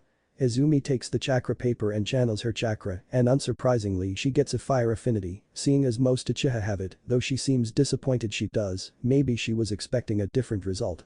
After she gets back to her seat he finally hears it, Naruto Uzumaki you're up. At this he smiles and hops out of his seat, making his way excitedly down to the front of the classroom. When he reaches the front he excitedly takes the paper and places it between the pointer and middle fingers of his right hand and channels his chakra. What happens next shocks everyone, even the usually stoic IQs. His chakra paper cuts into 4 pieces and each piece does something different, one gets soggy, one burns to ash, one crumbles to dust, and the last crinkles up and emits sparks. Internally the redhead laughs at the faces everyone is making, however outside he tilts his head to the side confusedly and asks, did I do something wrong sensei? What does this mean? The man quickly coughs into his hand to regain his composure and answers, no you didn't do anything wrong Naruto-san, it's just that I've never seen something like this before. What that means is that you have a main affinity to all 5 of the elements. You are without a doubt going to be a powerhouse when you're older. You can take your seat now. Naruto nods his head and heads back to his seat and chuckles at the unbelieving face his friend Sakumo is making. After that class goes by as normal, even though most are wondering how the redhead got an affinity to all 5 major elements. After the academy lets out, with IQs telling them that they'll all be given E-rank jutsu of their elements to learn for then next 6 months starting tomorrow, Naruto heads home with Tsunade. However when they get to the house they find Mito waiting out front, but standing next to her is Hiruzen Sarutobi, wearing his official Hokage robes and hat, which causes the redhead to tense up slightly. Tsunade however greets the adults with sourly, hey Bachan, Saru Aji-san. Noticing this Mito looks concerned and asks, what's wrong Tsunade-chan? Why do you look so sad? The little blonde pouts as she explains, we had our elemental affinities tested today and I have a lightning affinity. Blinking at this the red-haired woman gives her granddaughter a confused look, what's so bad about having a lightning affinity? Tsunade sighs, I wanted to have the same affinities as Hashijiji. I wanted to be able to use wood release like him and prove that I'm worthy to carry on his legacy. Sarutobi kneels down and takes her by the shoulders at that, Tsunade-chan, you don't have to have Hashirama-sensei's bloodline to continue his legacy. You are his legacy. You carry his blood and his will of fire. Never forget that young lady. This makes her feel much better as she rushes inside, leaving the 2 adults with Naruto, who upon seeing their looks chuckles nervously. 1 year later. Forest of Death. It's now been a year since the revelation that Naruto has all 5 major elements. That day when he got home he had a conversation with Sarutobi and Mito, who were both wondering how he managed it. However he stuck to his innocent act and told them he had no clue and that he didn't know what elements his parents had as they had never used elemental jutsu in front of him before they died. Tsuratobi then offered to allow him to graduate early so that he could get a jump on learning to harness his elements and whatnot, but he declined, stating that he'd like to graduate with his friends, something with the 24-year-old understood. Over the last year Naruto and his friends have all gotten taller and stronger. It's now a three-way tie between Naruto, Tsukumo, and Orochimaru for Rookie of the Year, while Jiraiya, despite Naruto's help, is still the dead last, although that's only because his taijutsu is abysmal and he can't make a bushin to save his life. Tsunade is by far the strongest kunoichi in the class, and unknown to the redhead has begun to develop a crush for him due to his kind nature and drive to improve himself, also because of how he is with her baby brother. That's another thing, about 8 months ago Amaya gave birth to a healthy baby boy with tufts of light brown hair and his mother's green eyes. They named him Nawaki Senju. The day is a break day from the academy and Naruto can be found in his usual clearing in the Forest of Death, having left behind a strengthened shadow clone at the Senju house so as to keep them from being suspicious. The redhead takes a breath as he prepares to begin the next phase of his training, which is learning how to actually use the 3 bloodlines given to him by the tailed beasts. He takes a breath, makes the cross-shaped seal, and calls out multi-shadow clone jutsu. In a puff of smoke 200 clones appear. Another great thing about the year is that his reserves have gone back up to Anbu level. He decides to hand out his orders. Alright guys, break up into groups of 20. First group, continue chakra control, combine the water walking exercise with the leaf and kunai balancing exercises. The first group salutes and heads over to the river to do just that. He turns to the second group, group 2 work on the stances for that Kenjutsu style I found in the Senju archives. Group 3 are on the next kata for the Hakuto Shinken. The second and third group move off in different directions to do as they're told. The Kenjutsu style Naruto is referring to is called Height Mitsurugi Ryu Flying Heaven Governed Sword style and is another ancient style he found in the Senju archives after taking an interest in Kenjutsu 6 months ago thanks to his friendship with Tsukumo. He turns to the next 2 groups. Group 4 you get to read the intermediate anatomy books. Group 5 your job is to work on the new seals Mito Abasan taught me. With their orders in place they go to do as told, even though the 4th group groans about having to read. He turns to the next groups, group 6 and 7 your job is to split into 4 groups of 10, each subgroup is to work on earth, fire, wind, and water nature training using leaves. The 2 groups salute him and move off to do their jobs. He turns to the last 3 groups, alright groups 8, 9, and 10 your job is to begin training in our bloodlines. Group 8 you got magnet release, group 9 lava release, and group 10 boil release. Get to it boys. The 3 groups of clones move off to start their training, grousing about lazy ass originals. Naruto himself kneels to the ground and takes out a storage scroll, releasing weighted metal plates from on seal within it and proceeds to add 1 more plate each to his wrist and ankle weights. Doing this increases their weight to 50 pounds per wrist and 60 pounds per ankle, after which he reseals the remaining plates and puts away the scroll and begins to do his daily exercises, which have also increased to 50 laps, 100 each of push-ups, sit-ups, squats, jumping jacks, and chin-ups. Because of his workouts and a healthy diet he's much taller and better fit than he was the last time he was 6 years old, now standing at 4'1", making him one of the tallest of his class just below Jiraiya who now stands at 4'3". After his physical training has done he checks the time to see that he has only a few minutes to get home from breakfast, so he body flickers from the forest and appears in his room after a few jumps, where his clone is already waiting for him and it looks as sweaty as himself. He dispels it and heads to the shower. While he's getting himself clean, he can't help but think about how graduation is only another 2 months away and wonders who his teammates will be and who their Jonin sensei will end up being. When he finishes and gets dressed he heads downstairs for the usual family breakfast. As he enters he finds that only Amaya and little Nawaki are already present. He smiles at them, "Good morning Amaya-chan, and a special good morning to you Nawaki-kun." He tickles the baby's tummy getting him to laugh and clap his hands as the blonde woman smiles at him, "Good morning Naruto-kun, did you have a good training session with Tsunade-chan and Tama-kun?" The redhead nods, "Sure did, though Tsunade-chan still can't keep up with me, although she comes pretty close, must be her quarter Uzumaki heritage." Amaya just giggles at this and a moment later said girl comes walking in. Tsunade has changed only a little in the nearly 2 years he's been living with them. She's grown taller standing now at 3'9", with a slender build for her age due to her training. Her hair is now kept up into a single high ponytail and she now dons a light green short skirt kimono tied tightly at the waist with a dark blue obi. The skirt has a slit in the left leg for ease of movement. Also you can see a hint of mesh under armor over her chest. On her wrists and forearms is red arm warmers which covers her wrist weights. Her feet are bare right now, but she has bandages wrapped around her ankles and halfway up her shins which cover her ankle weights. All in all he can definitely see hints of her future beauty in her features now. Seeing him staring at her, she blushes slightly but decides to mess with him. See something you like naruto kun? The redhead, realizing he was staring, blushes and shakes his head. Sorry Tsunade-chan, I was just thinking how much you've grown since we became friends. The blonde smiles at this and responds in kind, you've grown to Naruto-kun. I don't care what anyone says, to me you're the best shinobi in the academy. Orochimaru and Tsukumo are second best compared to you. Naruto nods his head in thanks as they take their usual seats at the table to eat, and a moment later Itama and Mito enter and breakfast begins. After breakfast, Itama looks at the two kids. Hey Tsu-chan, Naruto-kun, how about we have a spar? The two of you against me. The blonde nods her head excitedly while the redhead smirks confidently. You think you can take Tsunade-chan and I together, old man? After all, we are the best male and female student in the academy. The brown-haired man laughs loudly at this. Ha ha ha ha. Confidence, I like that, after all I'd expect nothing less of an Uzumaki. Don't worry about me, kiddo, I'll be fine. After all, I received private instruction from 2 Hokages, as well as an Uzumaki seal mistress. Let's head out back. The three proceed to head out to the training grounds out back, which is within sight of the back porch. The two 6-year-olds stand across from the 30-year-old man as they all proceed to get into their taijutsu stances. Tsunade and her father both take the stance for the Senju-style taijutsu called 1000 branch Fist Senin Shibuken, which is a style that revolves around overwhelming your opponents with powerful and unpredictable strikes. Naruto, however, takes the stance for the Hakuto Shinken. He takes a strong stance with his legs spread apart and bent, with his left leg leading his right. His hands are positioned in a specific way, with his right hand down low near his right thigh and his left hand held up high in the air, and both are open-palmed. At an unseen signal, the two academy students and the Jonin shinobi rush each other and begin their spar. Leaf Academy. 2 months later. Graduation day.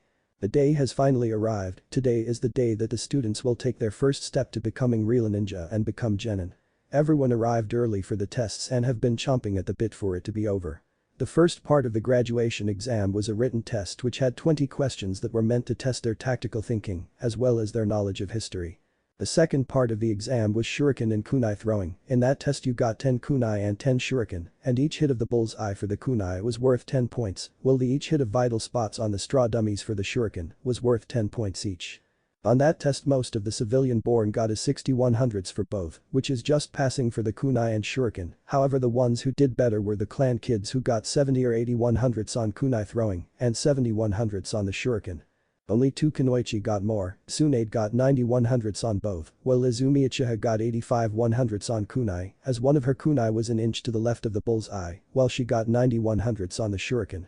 After that, Jiraiya ended up getting 85s on both, showing his improvement. Then the 3 geniuses all got 100s on both kunai and shuriken, although Naruto had to show off and throw all his kunai and shuriken at once, blindfolded. The third test was a taijutsu spar with a chunin. The rules were that you had to last at least 2 minuets to pass, and if you could last the full 5 without being KO'd or knocked out of the ring, then you'd get a 100 for the test. Most of the civilian-born kids just barely lasted the 2 minutes before being defeated. The clan children each lasted 3 minutes before being forced out of the ring or forfeiting. Tsunade went against Iq's himself and lasted 4 minuets and 25 seconds against him before he defeated her, while her rival Izumi lasted 4 minuets and 15 seconds against a chunin kunoichi. Then Jiraiya got his chance and actually lasted 3 minutes and 50 seconds using the academy style before being knocked out by his chunin opponent. Once again Naruto, Tsukumo, and Orochimaru excelled in this test. The first one of the 3 to go was Tsukumo, who managed to last the full 5 minuets and even managed to get his opponent down to his knees. After Tsukumo was Orochimaru, who also lasted the full 5 minuets and even managed to beat his opponent at the last second by forcing him out of the ring. Naruto was last as usual, and he unsurprisingly lasted the full 5 minuets against Iq-sensei, but he used his Hakuto Shinken and hit the pressure points in the man's left arm, right leg and spine to bring him make it so that he couldn't fight anymore until the damage was reversed. When it was over, the redhead reversed what he did on the teacher, gaining the man's gratitude, and was told that his style was going to be dangerous when perfected. Now they were waiting on the final test, which is the ninjutsu portion. From what he's heard, the ninjutsu test consists of the basic 3, as well as an E and D rank elemental jutsu. Eventually Iq-sensei begins to call names to come to the back room, and one by one nearly every person comes back and wearing a shiny new blue or black headbands. Of course 1 or 2 of the civilian kids fail and don't get their headbands. All of the clan kids come back out wearing headbands, some over their forehead, others around their necks or arms. Naruto really pays attention when his friends are called. Tsunade goes inside and nails the ninjutsu portion. First she substitutes with a fern in the corner, then she transforms into her grandmother, after that she makes 2 perfect clones, and then body flickers from one side of the room to the other leaving behind leaves. For her E rank lightning jutsu she uses the lightning release. Static strings jutsu raten. Sateki Suji no Jutsu to create strings of electricity that connect to a practice dummy and delivers small shocks to it. Then for her D rank lightning jutsu, she uses lightning release. Lightning bolt jutsu raten. Raikurai no Jutsu, which she makes the hand signs and releases a short bolt of lightning from her hand which strikes the dummy and leaving electrical burns on its chest. Due to her perfect execution she receives her headband which she asks for a green cloth and ties it around her head proudly. As soon as she walks out with her protector Naruto smiles proudly at her, causing her cheeks to heat up as she heads back to her seat. The next of his friends to go inside is actually Jiraiya and the white-haired boy looks nervous as heck.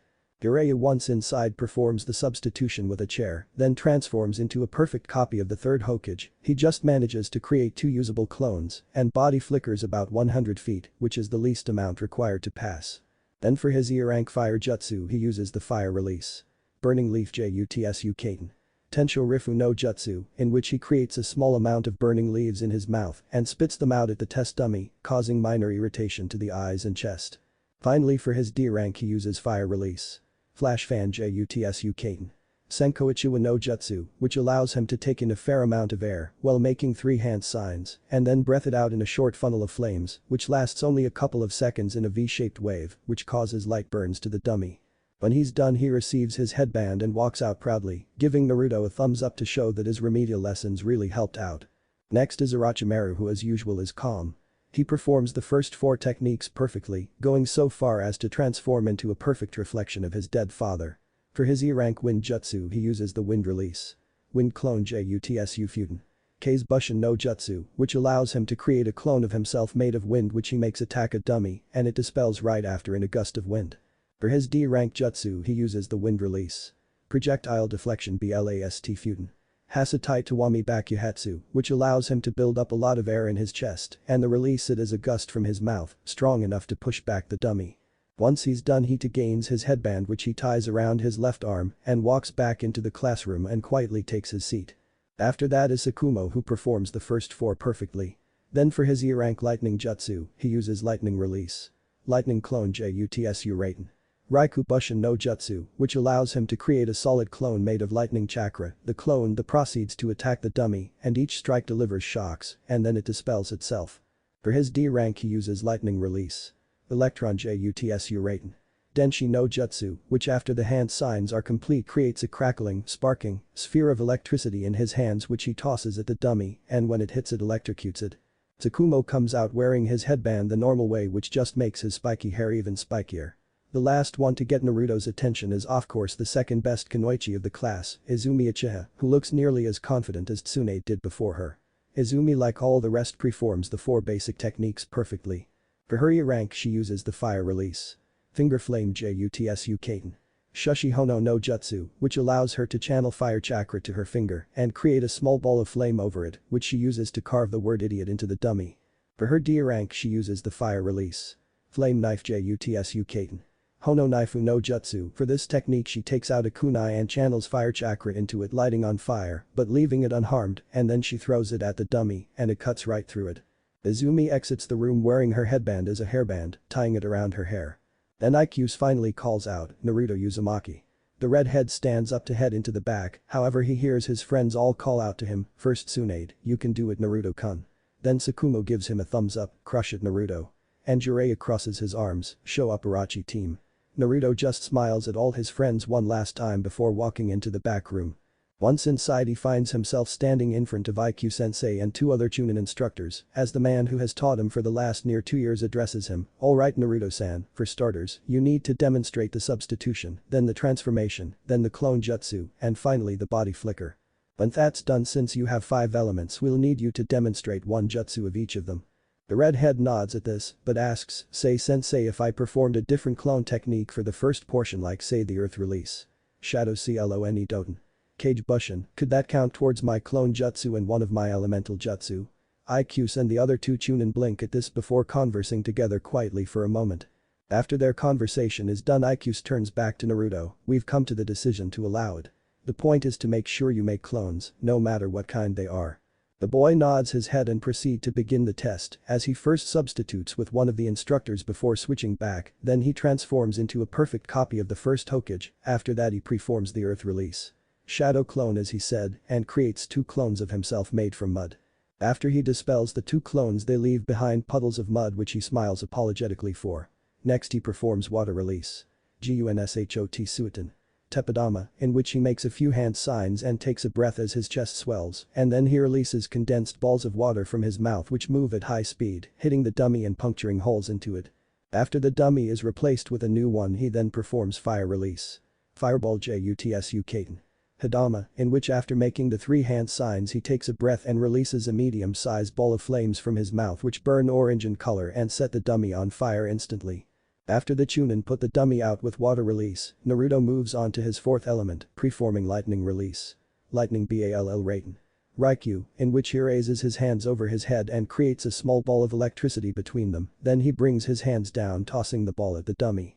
When it hits it covers the dummy in a swirl of electricity causing electrical burns all over it. Then for his final jutsu he uses wind release. Gale Palm Futon.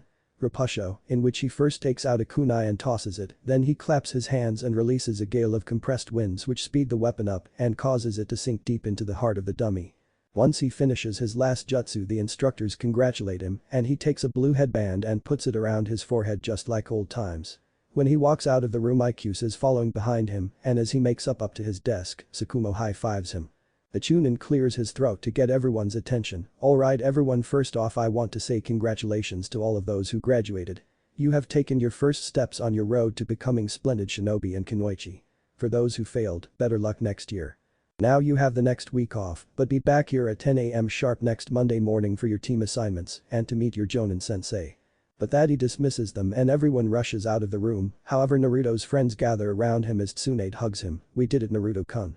We're one step closer to being real ninja. The redhead chuckles at the blonde and pats her back, we sure are Tsunade-chan. But next week we'll find out who our teachers for the foreseeable future will be, and I have this feeling that most of us will get someone powerful. Tsukumo chuckles at that, well I just hope that I'm paired with you as a teammate Naruto. I think you and me together with a competent kunoichi could be an unstoppable force. Jiraiya shakes his head, in any case how about we all go out to celebrate our graduating? Pretty boy Haddock is buying. Naruto nods his head, alright sure, that's so kind of you to buy everyone lunch Tsukumo. Tsunade nods sagely as well, yes. You have a kind heart Haddock-san. Said boy however just sits there with his mouth hanging open as he tries to formulate words. The redhead then notices Izumi and Orochimaru both by themselves and gets up and heads over to them, first the Uchiha girl. When she notices him she looks at him confusedly, can I help you Uzumaki-san? Naruto smiles softly at her and responds, just call me Naruto. I hate formality.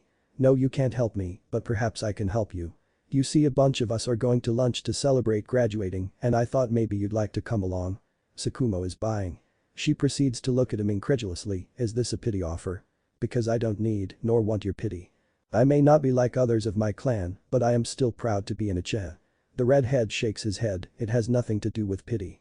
Though I will admit there is another motive to my offer. The way I figure it is that we might get teamed up together and it's better to start to get to know a potential teammate now rather than later.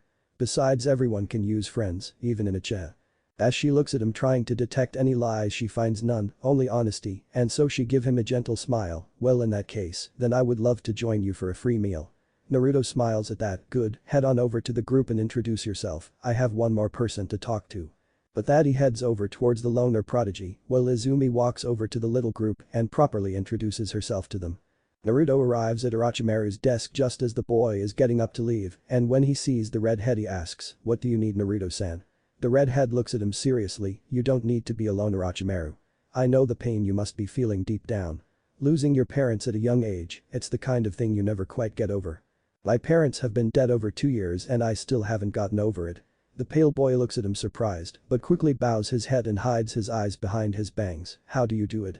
How can you be so cheerful despite the loss of your parents?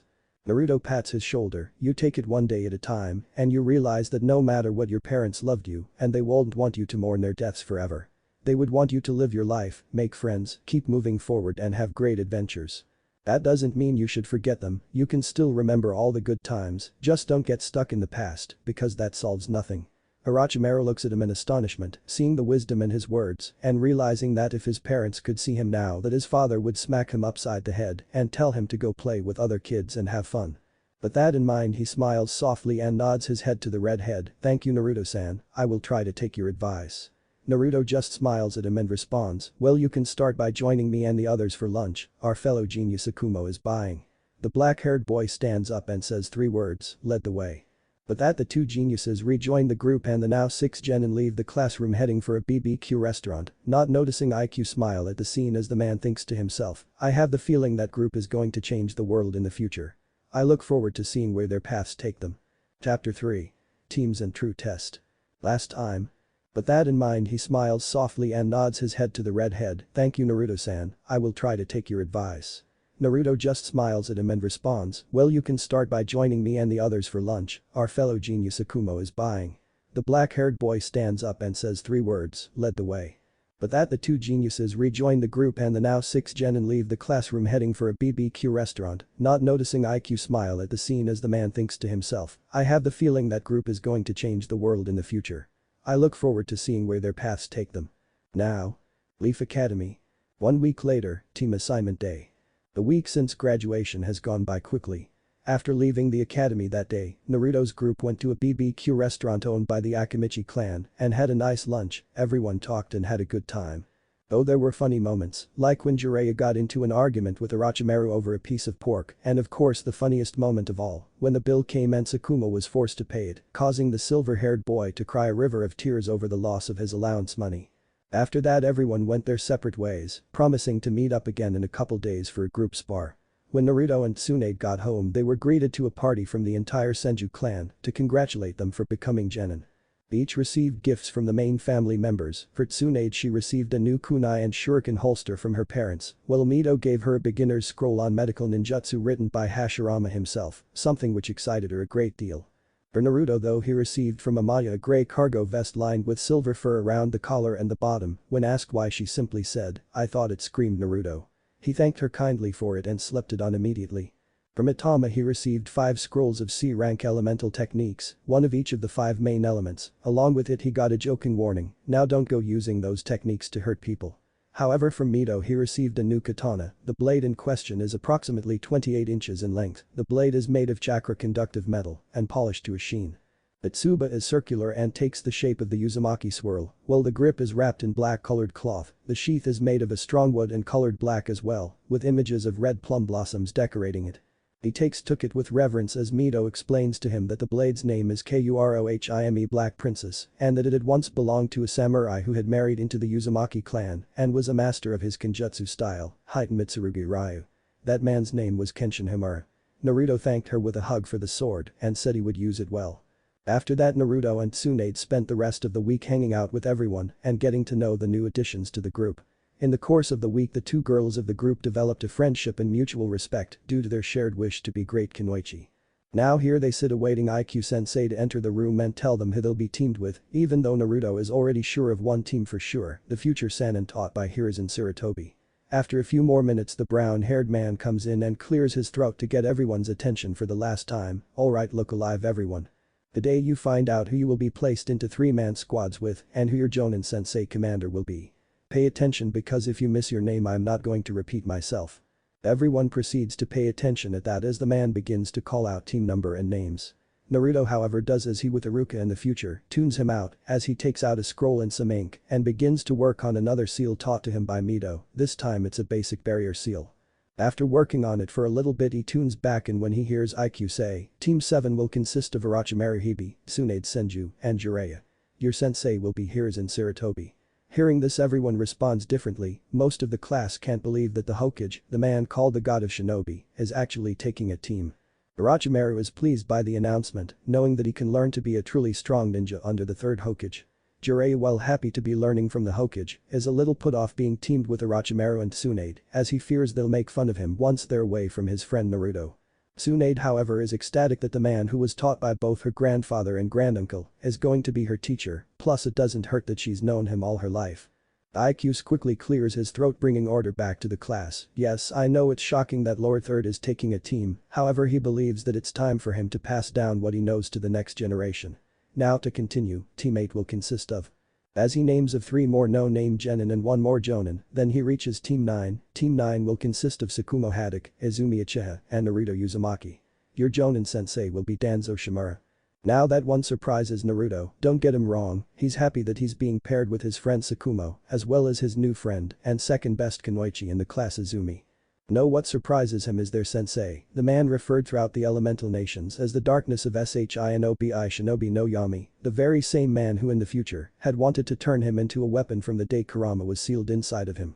He remembers that after Pain's invasion, Tsunade fell into a coma and Danzo was named at the 6th Hokage Candidat Irakudame Hokage Koho. Danzo was the man who had run a secret division of Anbu loyal only to himself Cold Root and had wanted the Land of Fire to rule all the elemental nations. The man had gone so far as to have his right arm replaced with one made from the cells of the first Hokage and then implanted with multiple pairs of Sharingan. The man had ended up being killed by Naruto's wayward teammate Sasuke Uchiha after a prolonged battle, which if memory served included Danzo summoning some kind of animal.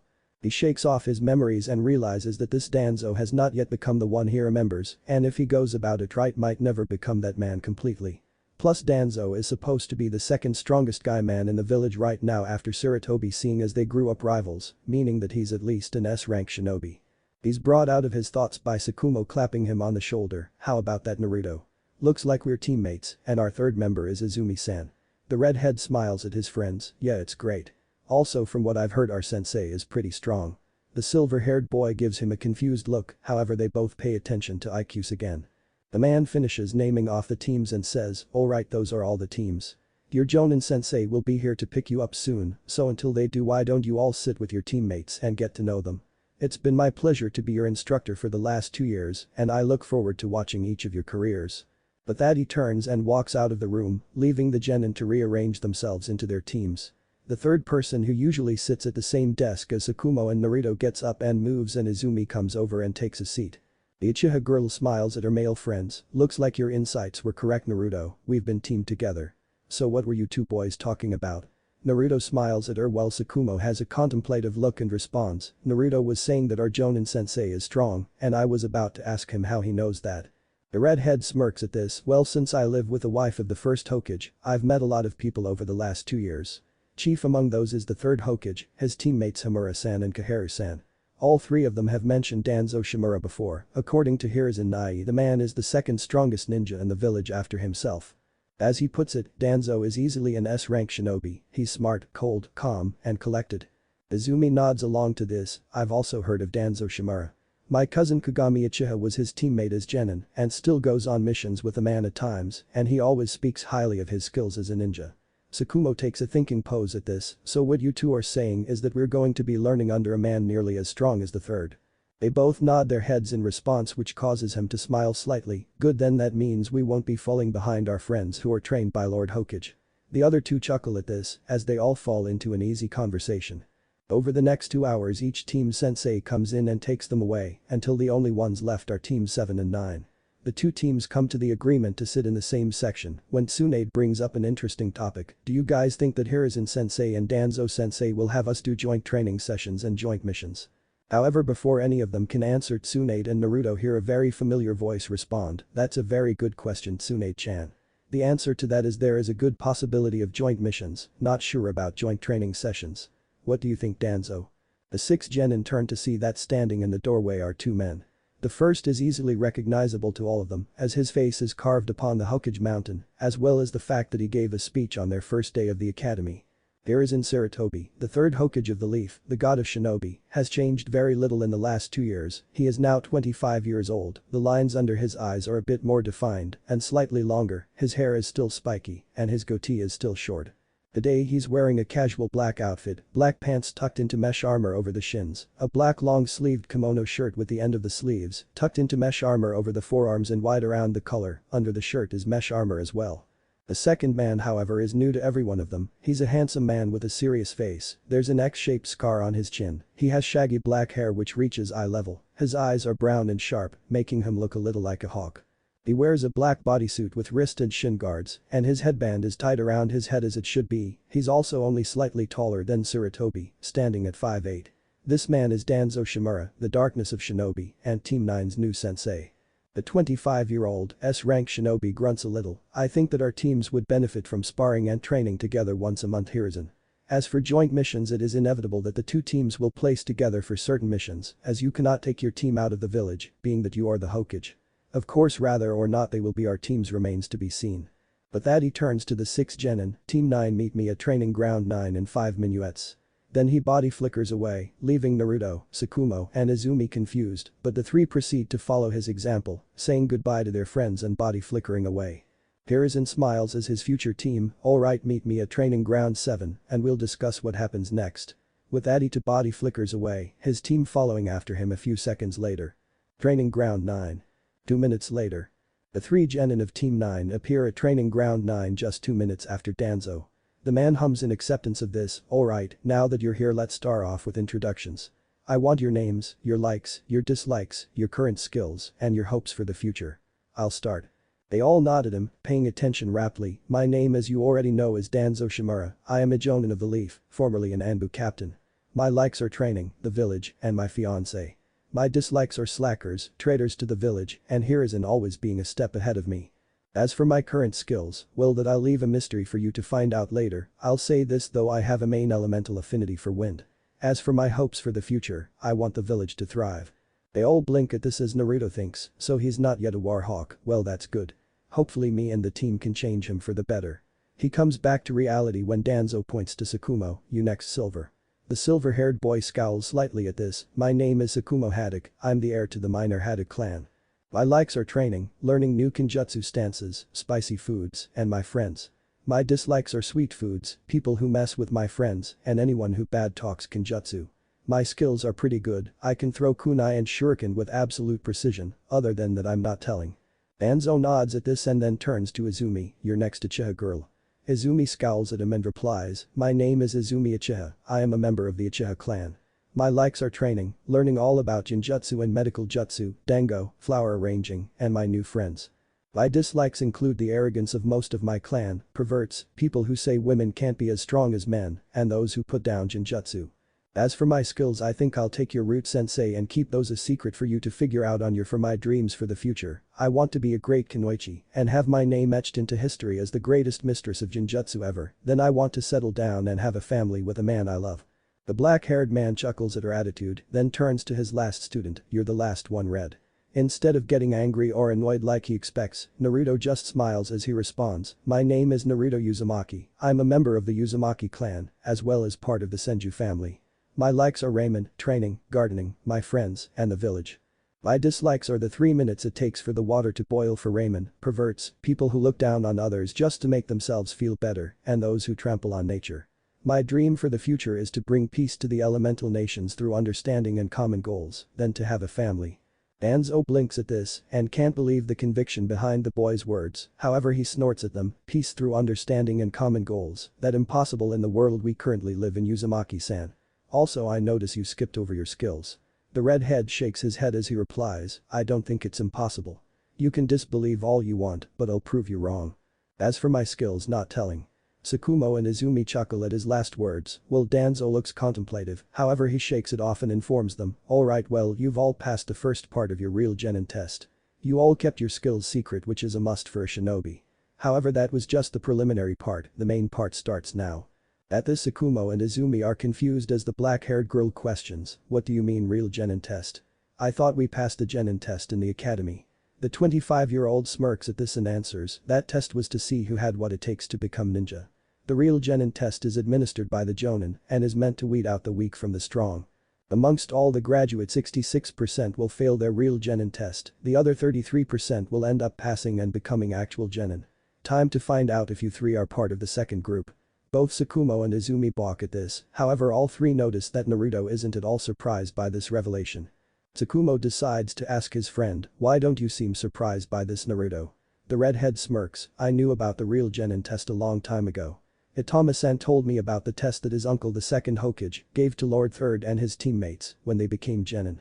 I just kept it to myself because it's supposed to be a surprise for the newly graduated genin. Danzo however sighs at this, placing his left hand at his waist and his right hand against his headband. I'm going to have a talk with Itama-senpai about revealing secrets. Naruto shakes his head and replies, "Don't be too hard on him, Danzo-sensei, in his defense he'd had a lot of sake before he told me." The black-haired man shakes his head in exasperation, but quickly gets back on track. "Alright, well, your test will be this." He takes 2 scrolls from his pouch and holds them out for them to see. "It will be your job to get these 2 scrolls from me. Within each scroll is the registration forms for active shinobi." Izumi decides to point out the obvious, "But sensei, there are only 2 scrolls." He nods his head. "You're correct, Uchiha-san. This means that only 2 of you will pass. The one who does not get a scroll will be dropped from the shinobi program completely and have all their chakras sealed off forever." Each of them react shocked to this, even though unknown to all Naruto's shock is faked. The man is satisfied by their faces and continues, "Your mission is to get these scrolls from me before lunch. If you don't, one of you will be tied to the posts and will have to remain here for all of lunch. However, as an added challenge, you'll have locate me in order to even attempt to get the scrolls from me. When you find me, come at me with the intent to kill. Your time begins now." With that, he throws down a smoke bomb, causing the 3 children to close their eyes and cover their noses and mouths. When they open their eyes again, Danzo is gone. Tsukumo and Izumi immediately prepare to head off in different directions to find Danzo and get a scroll. However, Naruto stops them. "Wait, guys." This causes them to pause and look at him questioningly. "You need to stop and think. Why would only 2 of us pass while the third fails? As far as I know, the Leaf is known for its 4-man teams, not 3-man teams." The 2 6-year-olds consider his words, and it's Tsukumo who comes to the logical conclusion first. "It's a test of teamwork. Danzo-sensei is trying to pit us against each other so that we automatically fail." The redhead nods at this as Izumi chimes in, "Then we need to work together to track him and take the scrolls from him." The 2 boys nod along to this, and so the 3 fresh genin gather together in a circle and put their heads together to come up with a plan to take on their new sensei. Unknown to them, the man they're conspiring against is watching them from the surrounding trees with a smirk as he thinks to himself, "They figured it out pretty quickly." Then again, Uzumaki and Haddock are 2 of the 3 prodigies of their class. Hiruzen was a fool to take on the balanced team. He should have paired 2 of the prodigies together with the Senju heiress. That would have been an unstoppable team. Oh well, his mistake is my gain. Let's see how well they do together against me. Just then 3 children break apart and Naruto proceeds to do something that shocks Danzo very much, for it is something the second Hokage used to do all the time. The redhead places a finger to the ground and closes his eyes and extends his senses, searching for Danzo's chakra signature, letting the man know the boy is a sensor. A few moments later, Naruto smiles and opens his eyes and stands up, then using hand gestures signals to his teammates where their teacher is, and the 3 proceed to vanish via body flicker. A moment later, his danger sense screams at him, so he jumps off the tree branch he was sitting on, and a moment later he sees out of the corner of his eye a huge fireball set the whole tree on fire. He lands in the clearing he began in and instantly takes out a kunai to blocks a bunch of shuriken, then tosses the kunai in the direction the stars came from, only to hear the thunk of metal hitting wood. "Smart, used a replacement as soon as I threw the kunai." Then from the river he hears his red-haired student's voice call out, "Water release. Raging WAVS Suiton. Miserapa." He turns to see Naruto spewing a large volume of water from his mouth like a waterfall. He speeds through hand seals quicker than the eye can see and takes a breath as he calls out, "Wind release. Vacuum WAVE Futon. Shinkuha."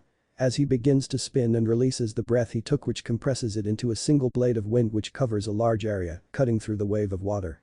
When he stops spinning, he doesn't get any time to rest as he's placed on the defensive as all 3 of his students attack him with taijutsu. He smiles internally as he notices them working in perfect harmony, taking in the fact that while 2 of them pour on the pressure, the third tries to sneak a reach for his pouch to get the scrolls, only for him to send one of the others into that one. After 20 minutes of straight taijutsu, he sees Izumi go through hand seals before calling out demonic illusion. "Hell fire Majin. Jigoku Gauken no Jutsu." A moment later he finds himself engulfed in red-hot flames.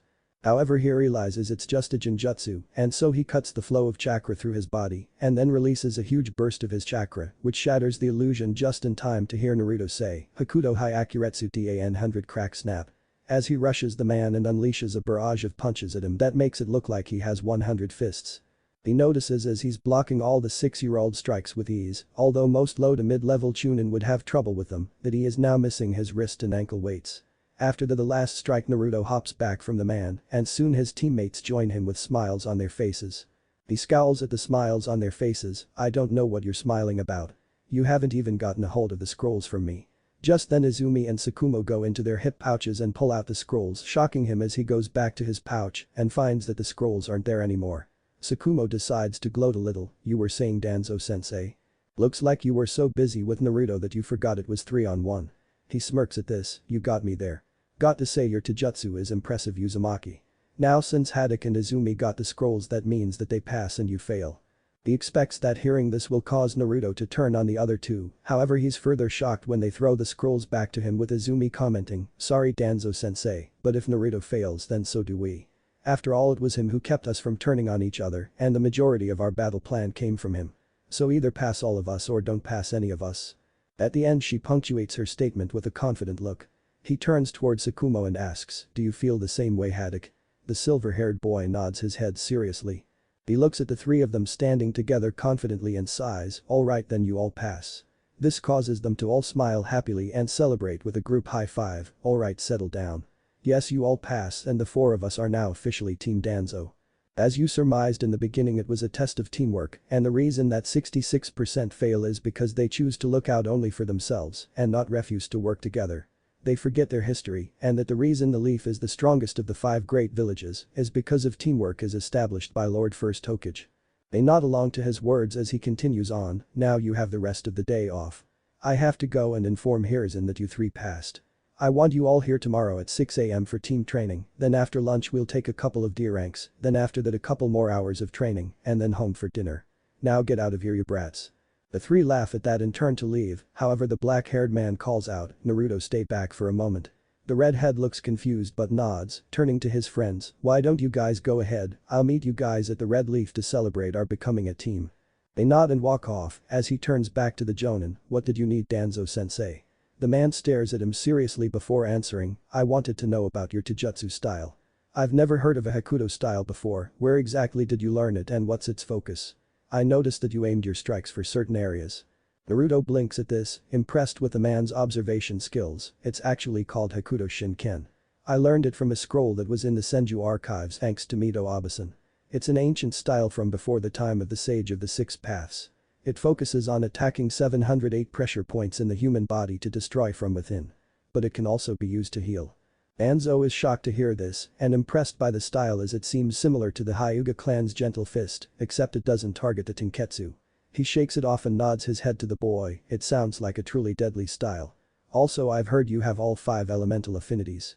I can't really help you much with most of them, I can teach you wind manipulation as well as some wind jutsu, and I can help with fire manipulation as it's my secondary element. Other than that every other element you'll have to learn on your own. The redhead nods accepting to this and asks, is there anything else Danzo-sensei? The man shakes his head at this, so the boy turns around and runs off. A few moments later Danzo himself leaves the training ground via body flicker, making his way to the Hokage's office. Hokage office. 15 minutes later. All of the Jonin sensei of the newly graduated genin are standing around the office of the 3rd Hokage, however said man is absent, which is causing a few to get impatient. A few seconds later the 25-year-old Kage arrives behind his desk via body flicker and looks at them all apologetically, sorry to keep you all waiting, my test with Team 7 ran a little long. Well let's begin, as I call each of your names step forward and say if your team passed or failed. With that he calls the Jonin of teams 1 through 6 and hears that only team 4 passed, then it gets to team 7, well I'm happy to announce that team 7 passed by the skin of their teeth. During the initial test which was the bell test, they thought of only themselves. Tsunade Senju and Orochimaru Hibi managed to each get a bell, while Jiraiya was tied to the stump. I failed them then gave a secondary test. I gave a lunch box each to Orochimaru and Tsunade and told them we would start again after lunch and not to feed Jiraiya, then I body flickered away to hide and watch what they would do. This test they passed by each offering the boy a part of their lunches. In the end they understood the importance of teamwork and thus Team Hiruzen is now official. Everyone is surprised to hear this except for Danzo, who knew the man wouldn't have failed the granddaughter of the founder or the 3rd prodigy of the academy. After that Team 8 sensei says that her team failed and that brings it to Danzo, Team 9 passed with flying colors. That really shocks everyone as the man has never passed any team before, so Saratobi decides to ask, really Danzo? That's surprising considering your track record. Pray tell how did they pass your test? The black-haired man continues to lean against the wall with his arms crossed as he answers, well they got the gist of the test from the beginning. Uzumaki got it right off and then helped the other 2 to come to the same conclusion. After that I was surprised to find out that Uzumaki is a censor type like Lord Second and they found me pretty quickly. After that they kept me on my toes with good teamwork. First the Uchiha girl flushed me out of my hiding spot with a fireball, then the Haddock boy tried to get me with shuriken which I blocked with a kunai and then threw the kunai at him, but he substituted with the almighty log. At this everyone chuckles and bows their heads in reverence of the log. He clears his throat and continues, then Uzumaki used one of his 5 elemental natures and fired off a C-rank water jutsu at me, which I countered with a B-rank wind jutsu. After that the 3 attacked me in unison with Taijutsu and worked pretty damn well together, as 2 would try to distract me while the 3rd went for my pouch, that failed. So then the Uchiha cast a Jinjutsu on me to make me think I was consumed in flames. I broke it pretty quickly, however it gave Uzumaki enough time to set up an advanced Taijutsu attack. Blocking the boy's strikes distracted me enough that I lost track of the other 2 and they managed to get the scrolls from me. When I told them they passed and Uzumaki failed, they threw the scrolls back to me and said they all pass or they all fail. So I passed them for showing solidarity. Therefore Team Danzo is now official. Everyone looks on in shock and some pride at this, as he addresses Sarutobi. Hiruzen, I have to say you were a fool to not take all the prodigies together, that would have been an unstoppable team. As it is, the 2 prodigies I have as well as the 2nd best female student are going to be a hell of a team. I'm actually looking forward to training the snot-nosed brats. The 3rd Hokage smiles at this, glad to hear you say that, Danzo. I look forward to our first joint team spar training session to see who the better teacher is. After that it continues on to the last team, Team 10, who unsurprisingly failed. But that over, Sarutobi dismisses everyone except Danzo, and as the man stands there staring at his former friend and rival, he can't help but to think back to more innocent days. He quickly shakes his head and speaks to the former Anbu. Danzo, I want you to make sure you get to know your students. Cultivate relationships with them, be an older brother figure to them, and guide them down a good path. Don't be standoffish with them and treat them as disposable tools. Remember that shinobi are people and each one has something different they fight for. His fellow 25-year-old just nods his head at this. Don't worry, Hiruzen, if I'm going to take the time to teach these kids, then I'm not going to treat them like they aren't worth my time. You just worry about your team and be prepared to nurse their broken egos in a month from now. If there is nothing else, Hokage-sama. The brown-haired man shakes his head and the other man body flickers away, leaving the Hokage to do his paperwork and think about what kind of training to put his new team through starting tomorrow. 3 months later. Training Ground 9. It's been 3 months since the team placements and the true genin tests. In that 3 months both Team 7 and 9 have continued to grow as shinobi. With Team 9 they have been learning a great deal from Danzo. Every morning except Saturdays and Sundays, they gather at Training Ground 9 for morning training. They start off every morning with a workout of push-ups, sit-ups, jumping jacks, squats, chin-ups, laps around the training grounds, and then a group spar, strictly Taijutsu. After that they take a break for an hour, then they move on to improving their skills, first Taijutsu, correcting all the mistakes from their earlier spar, and moving on to the next set of kata of their individual styles. After Taijutsu is Kenjutsu. Now that was a bit hard for Izumi at first as she'd never even touched a sword, so Danzo told her to ask her uncle Kagami to help her find a Kenjutsu style that would suit her. The next day she showed up with dual Kadachi and an old Kenjutsu style called Kadachi Nito Ryu double Kadachi style. So since then she's been learning how to use it to a good level, while her teammates have been increasing their proficiency with their own unique styles. After Kenjutsu is Ninjutsu training.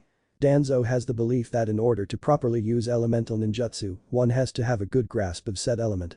In that vein he's been teaching them the first steps of elemental manipulation, for each one it's different. For Naruto he has to cut a leaf in half using wind chakra, for Izumi she has to burn a leaf starting from the center by converting her chakra into pure heat, and for Tsukumo, he has to make the leaf crumple up between his hands by turning his chakra into electricity. Each one has made pretty good strides. Naruto has managed to cut 3/4 ths of the leaf with his wind chakra, Izumi has managed to burn half of her leaf from the center with her fire chakra, and Tsukumo has managed to crumple 3/4 ths of his leaf with his lightning chakra. Besides that he's taught them a few more jutsu for each of their elements, so they now each have 3 C-rank elemental jutsu apiece. After ninjutsu of course is Jinjutsu, a subject which Izumi excels in, especially now that she has her Sharingan. At the end of the first month of their training, Danzo decided it was time that girl activate her family's bloodline, and so he asked the members of his former Anbu team to attack the girl on her way home and make their attempts to kill her as real as possible. The ploy worked and that night Izumi activated the Sharingan. Ever since her Jinjutsu prowess has increased, even though she chooses not to learn any new Jinjutsu with her bloodline. Naruto and Tsukumo on the other hand have managed to learn only a few minor Jinjutsu, demonstrating that neither one will ever be true Jinjutsu types. After Jinjutsu training is always lunch, then they take on D ranks, which in Naruto's own words are meaningless tasks that the civilians are too damn lazy to do themselves. Things like painting fences, weeding gardens, walking dogs, and the worst of all, capturing the Fire Lady's cat, Sora. They've taken that mission 5 times already, and each time the redhead swears that Sora must be the father or grandfather of Tora, the demon cat from his original time. Just like the latter mentioned cat, Sora hates his and Tsukumo's guts and always seems to relax when held by Izumi. It's enough that Tsukumo always comments about how cats like that or why he's a dog person. After Evil D ranks, they return to the training grounds and do 2 more hours of training, focusing mainly on teamwork and chakra control. After the 2 hours are up, they head home for dinner and to rest up to start the process over the next day.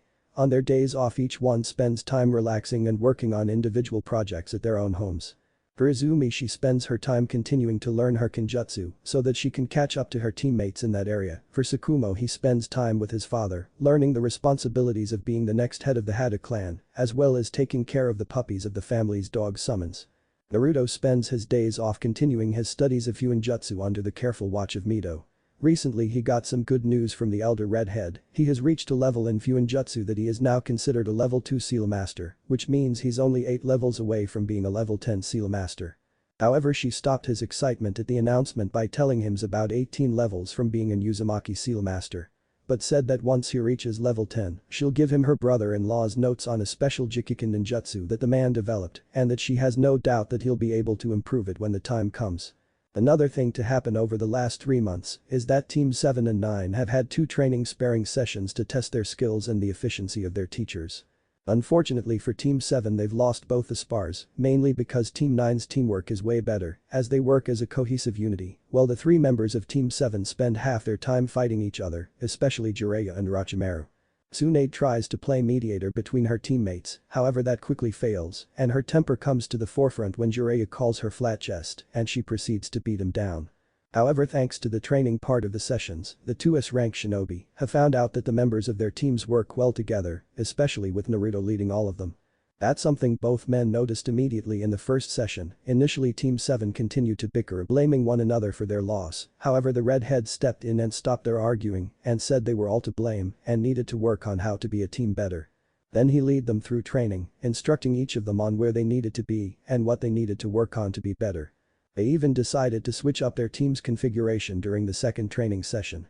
They paired Naruto with Tsunade and Jiraiya first, and the Uzumaki didn't disappoint, leading the 2 other kids to a victory over Orochimaru, Tsukumo, and Izumi in a game of capture the flag. Then they paired him with Tsukumo and Orochimaru to see if having the 3 prodigies together would work out, and it did marvelously.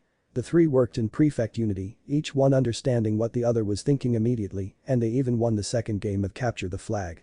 Then they paired Naruto with the 2 girls and the same results. He led them to victory, both of them hanging on his every word and command, especially Tsunade, who they noticed has a huge crush on the boy. Finally they teamed him up with Jiraiya and Orochimaru, and he actually managed to get the 2 boys to put aside their differences and work together as a unity and just barely eke out another victory. After witnessing this, they realized that among the group of 6 that Naruto is without a doubt the linchpin as well as the de facto leader. The day finds the 2 teams preparing for their 3rd spar in the last 3 months. Hiruzen and Danzo are standing to the side ready to call the match to begin. Both teams are huddled together in separate circles discussing how to best handle their opponents. Naruto gives the plan to his teammates. "Alright, here's how this is going down. Tsukumo, I want you to focus on Orochimaru, you're about equal in Taijutsu, but if it comes down to ninjutsu your lightning element cancels out his wind, and vice versa." The silver-haired boy nods to this, good thinking as usual Naruto. "I have to say that I was going to suggest just that, you know me well buddy."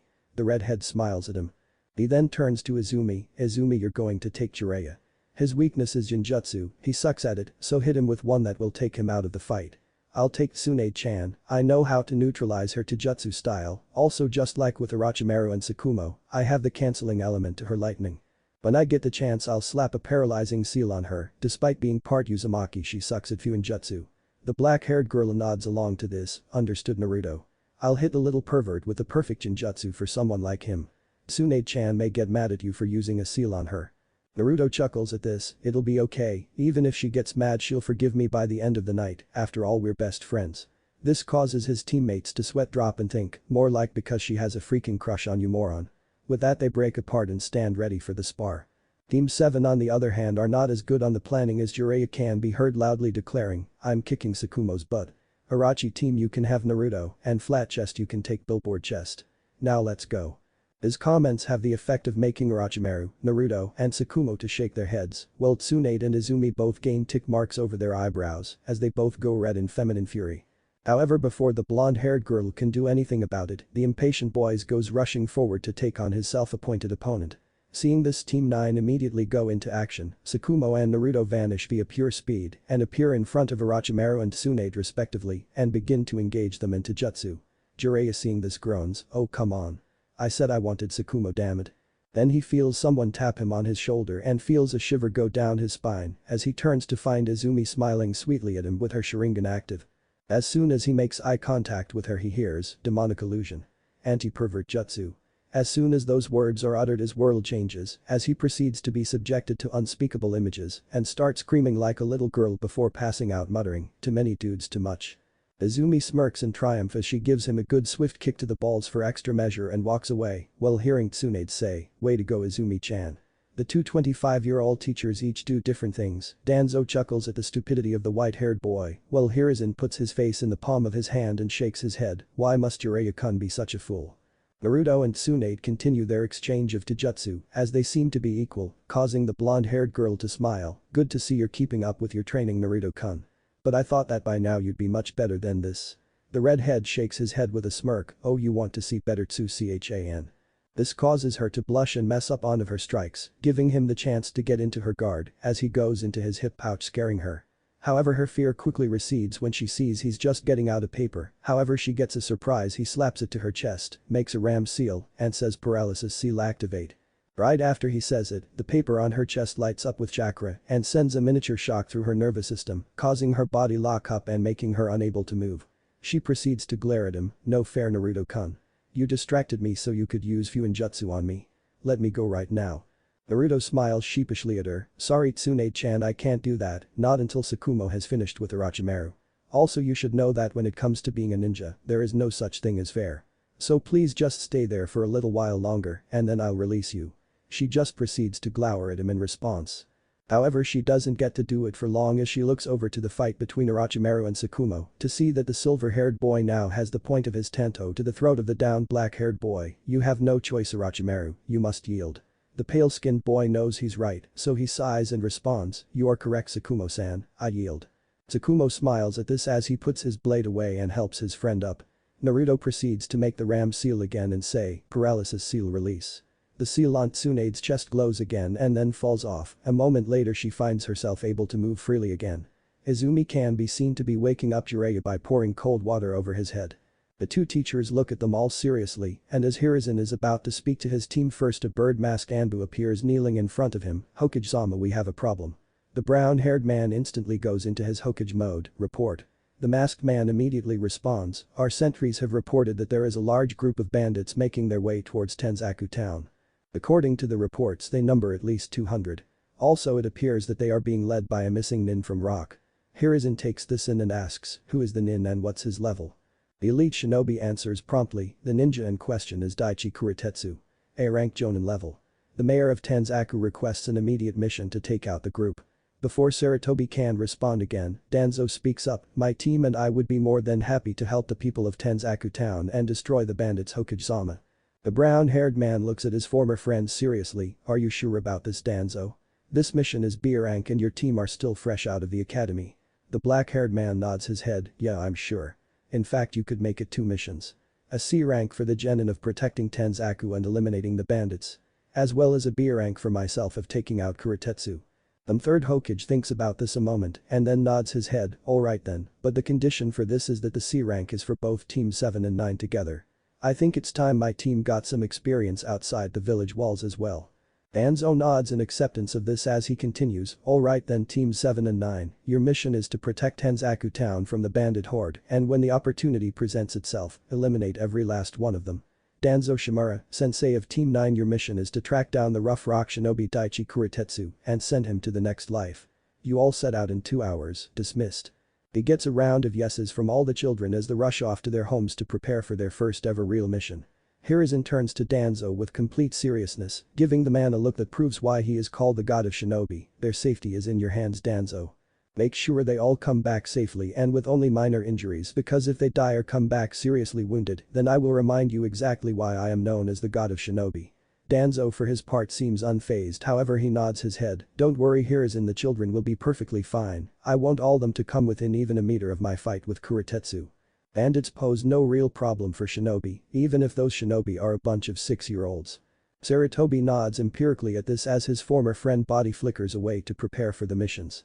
The man called the third Hokage decides he should get back to his office to finish paperwork, as well as prepare for Mito to come to him to complain about giving Tsunade and Naruto's C rank. Perhaps I can convince her that there won't be any kind of problem by assigning another Jonin to watch over the two teams while Danzo is completing his mission. Last thing I need right now is to have the matriarch of the Senju clan screaming in my ear with that infamous Uzumaki temper. With that thought in mind, he himself body flickers back to his office, hoping nothing terrible happens. What if Mito and Tsunade give all chakra to Naruto? And thanks for watching my video till the end. If you enjoy this content, then do consider subscribing to my channel and leave a like if you guys need the next part, comment down, and thanks for watching the video and see you guys in the next video.